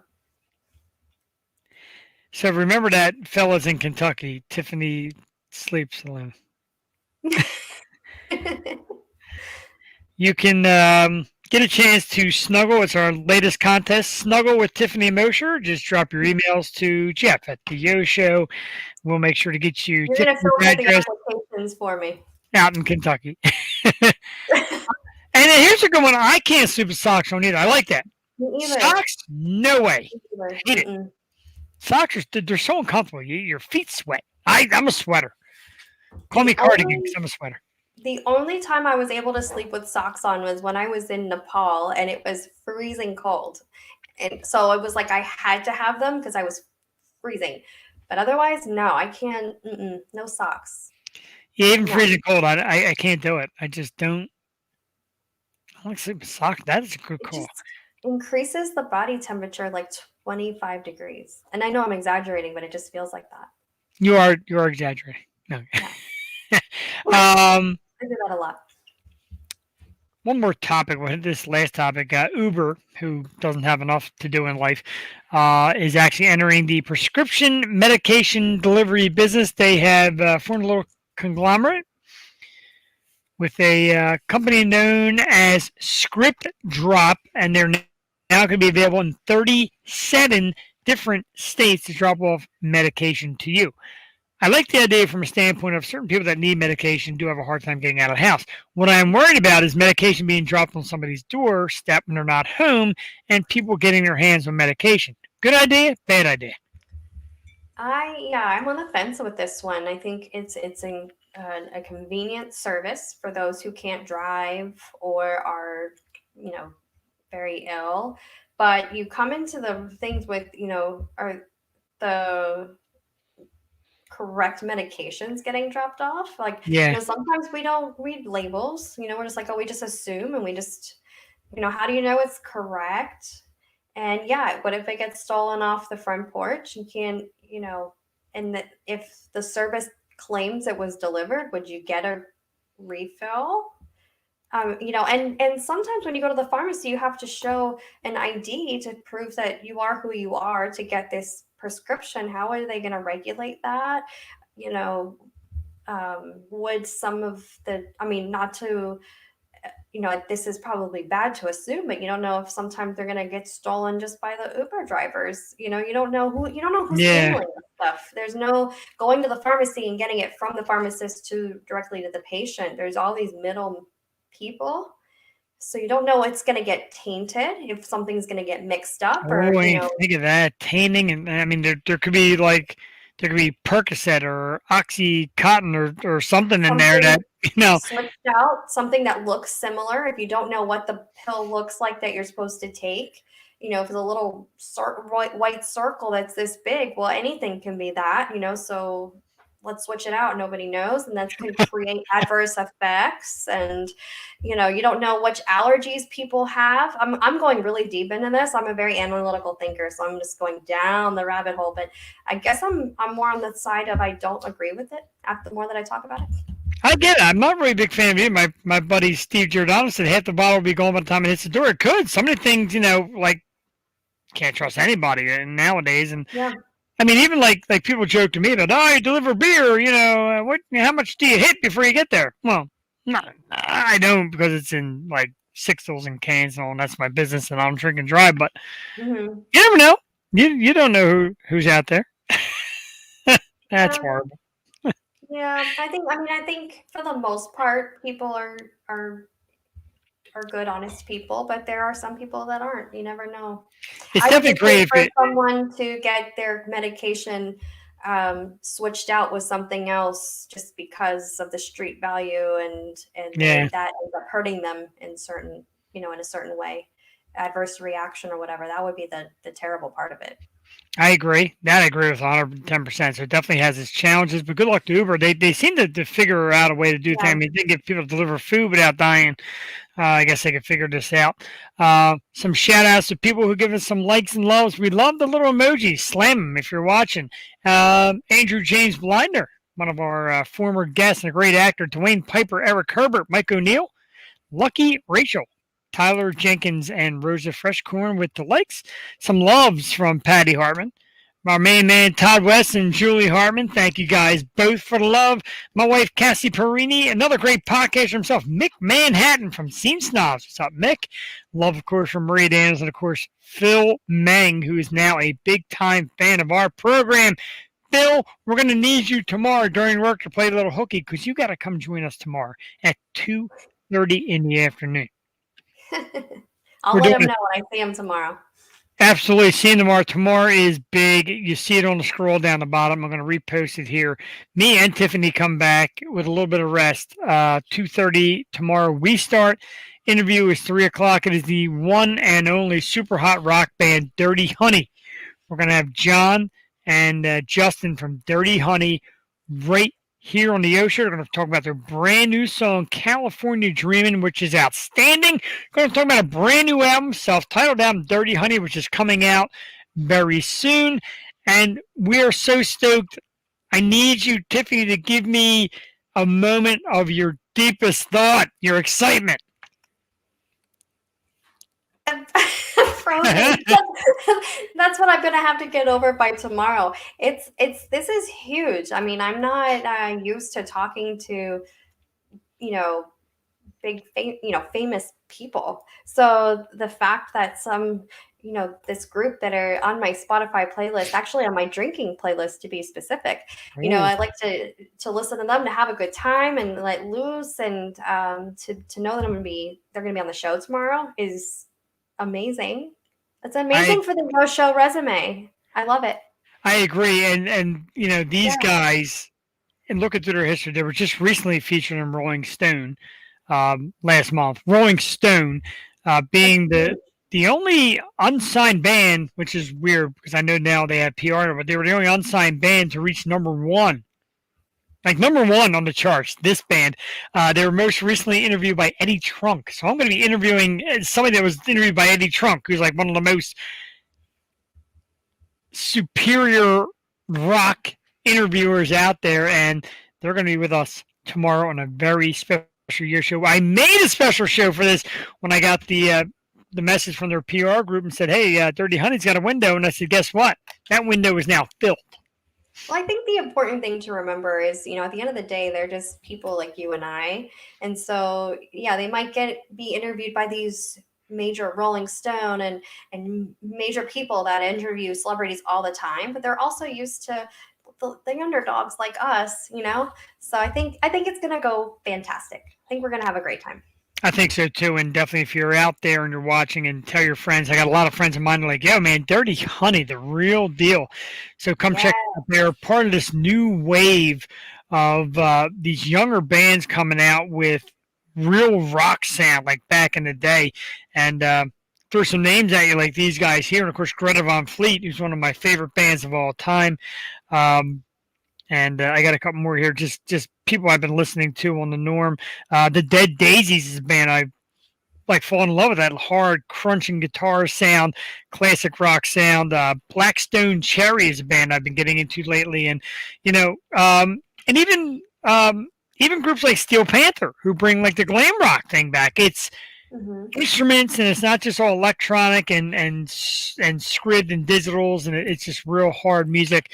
Like I said, our buddies from St. Ricketts, they got some brand new tunes coming out. They've been outstanding. So rock is making a great comeback, Tiffany Mosher. I love it. That's the go-to when I want to just like let loose and have fun. Rock. Yeah, I agree there. Rock definitely puts me in my favorite zone. Speaking of which, we got a couple artists just doing great things right now. I'm going to post them up right here. Of course, St. Ricketts. New music's coming out soon. I get the samples because they're my boys and they love me, so I get the samples. And the new song is great. And Tiffany, you're part of the family, so you can get it, but you got to keep it secret. But it's great. Lisa Orlando, one of our great former guests, has a new song coming out in April. Rachel Green's got a new album coming out with her band. So we want to say thank you and congratulations to those former guests of ours, great musicians. Please check them out. Look at the names real quick. Study them. Remember them. Go to their pages. Check out their music. Outstanding artists. Yes. I'm just feeling like that. All right, so let's do this real quick. It's a few minutes. I know you said you got your clock ticking before you pass out on us. So let's run down a list of what we got coming up. And, instead of going through the whole list, we got a lot of great stars coming on. I'm going to give you a couple of what's coming up. And I want you all to join us next Wednesday night because this one is massive. This guy is funny. He's a great actor. He's a chef. And he's got some scoop. Sean Kanan, ladies and gentlemen, you know him as bad boy Mike Barnes from Karate Kid 3. He's going to be on the show next Wednesday night. Soap opera star. Like I said, now gets into cooking. He does some comedy. We're going to ask him the hard questions. We're going to ask him about Cobra Kai. Is he joining the Cobra Kai set? I can't wait to hear about this. Oh, I can't wait to talk to him. He is super fun. He was with us on Jules' second episode, and he's going to be here next Wednesday night, 8:30's interview time. He's awesome. I'll tell you, he's a blast, and I plan on digging deep.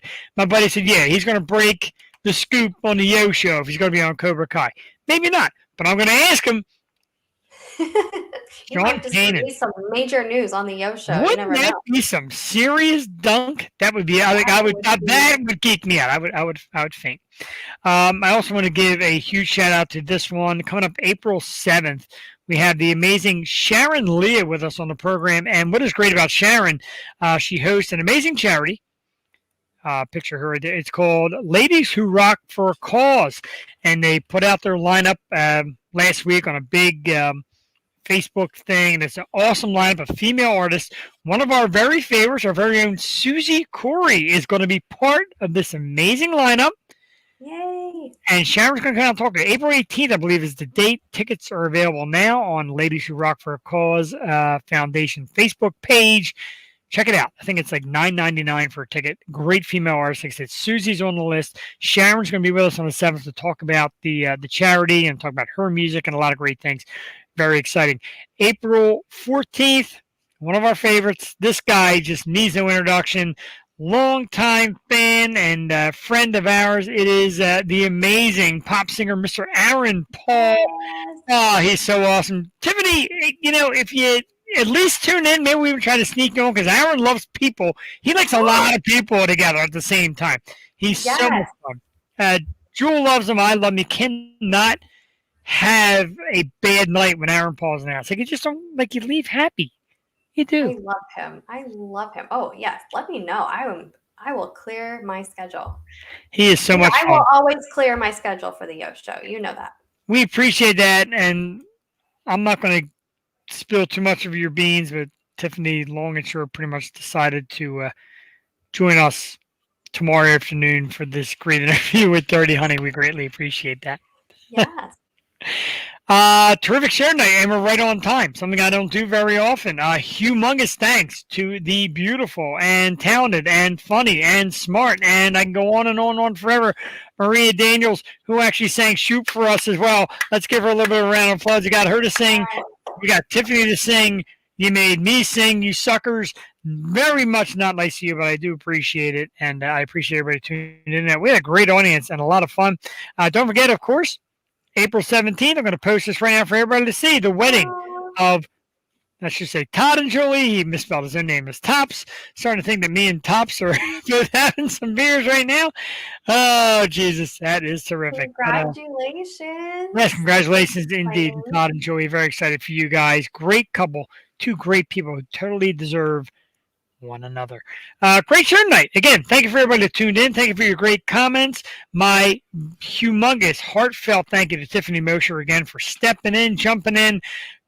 Brand new microphone. I've got her all podcast acquitted now. How'd it feel? It feels good. I actually feel like I look the part now, and That also helps things along a little bit. Oh, get to the cheesesteak. Yeah. Oh, I will. I love Yeah, it. He's my favorite. he I love is. him. Does Todd know about Todd tops? I hope he's on top. I like the bottom though, so yeah, it don't matter to me. But thank you, of course, to Steve Giordano for chiming in. I also get his comments here and here because he's a longtime friend of mine. So he says some funny things that I can't put on the air. Oh no. That's amazing. That was awesome. Julie said, "Love you, Tiffany." I love Oh, Tiffany as love well. you, Tiffany's Julie. fantastic. I am very fortunate to have two outstanding female co-hosts. Todd said, "Take it easy, Steve." We're all friends here, except maybe for Steve. No, we love you, Steve. Great people. All right, 10 o'clock. Let's get out of here. Of course, the theme song, St. Ricketts, but Fire Cannot Burn, going to take us out. Again, next Wednesday, 8 o'clock is the start. 8:30, Sean Kanan, Mike Barnes from Karate Kid 3 is on the program. For Tiffany Mosher, I'm Jeff the Shark Perini, reminding you all to have a great evening, and we'll see you again real soon. Bye. Bye. Oh, I like the little vibe. She got it going on like that sexy librarian thing, and she's talking about food. Let's get off the air, everybody. Good night. Thanks for tuning in. Good night. Ooh. Whoops. Did it again. Did it every week.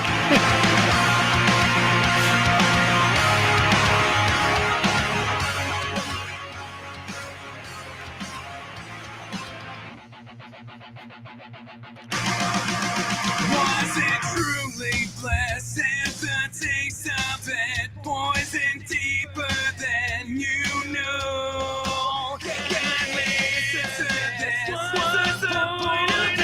Just to reach new heights of glow. So I'm pulling the anchor and drifting away.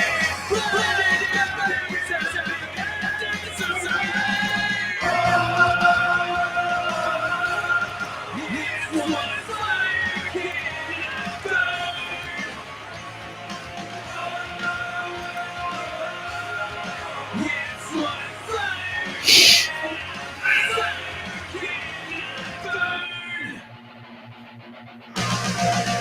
wanted to embrace what it takes for it, pouring something to the world, willing to erase what I'd lose for it, to accept what I assume. So I'm pulling the anchor and drifting away, blinded by reason beyond disarray.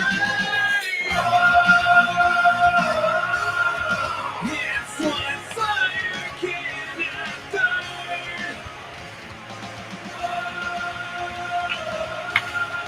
It's what fire cannot, searching for something, destined for nothing, losing devotion over and over. Sniff the taste of it, poison deeper than you know. Kindly answer this. What's the point of it? Just to reach new heights of love. So I'm pulling the anchor and drifting away, blinded by reason beyond disarray. It's what fire cannot burn. It's what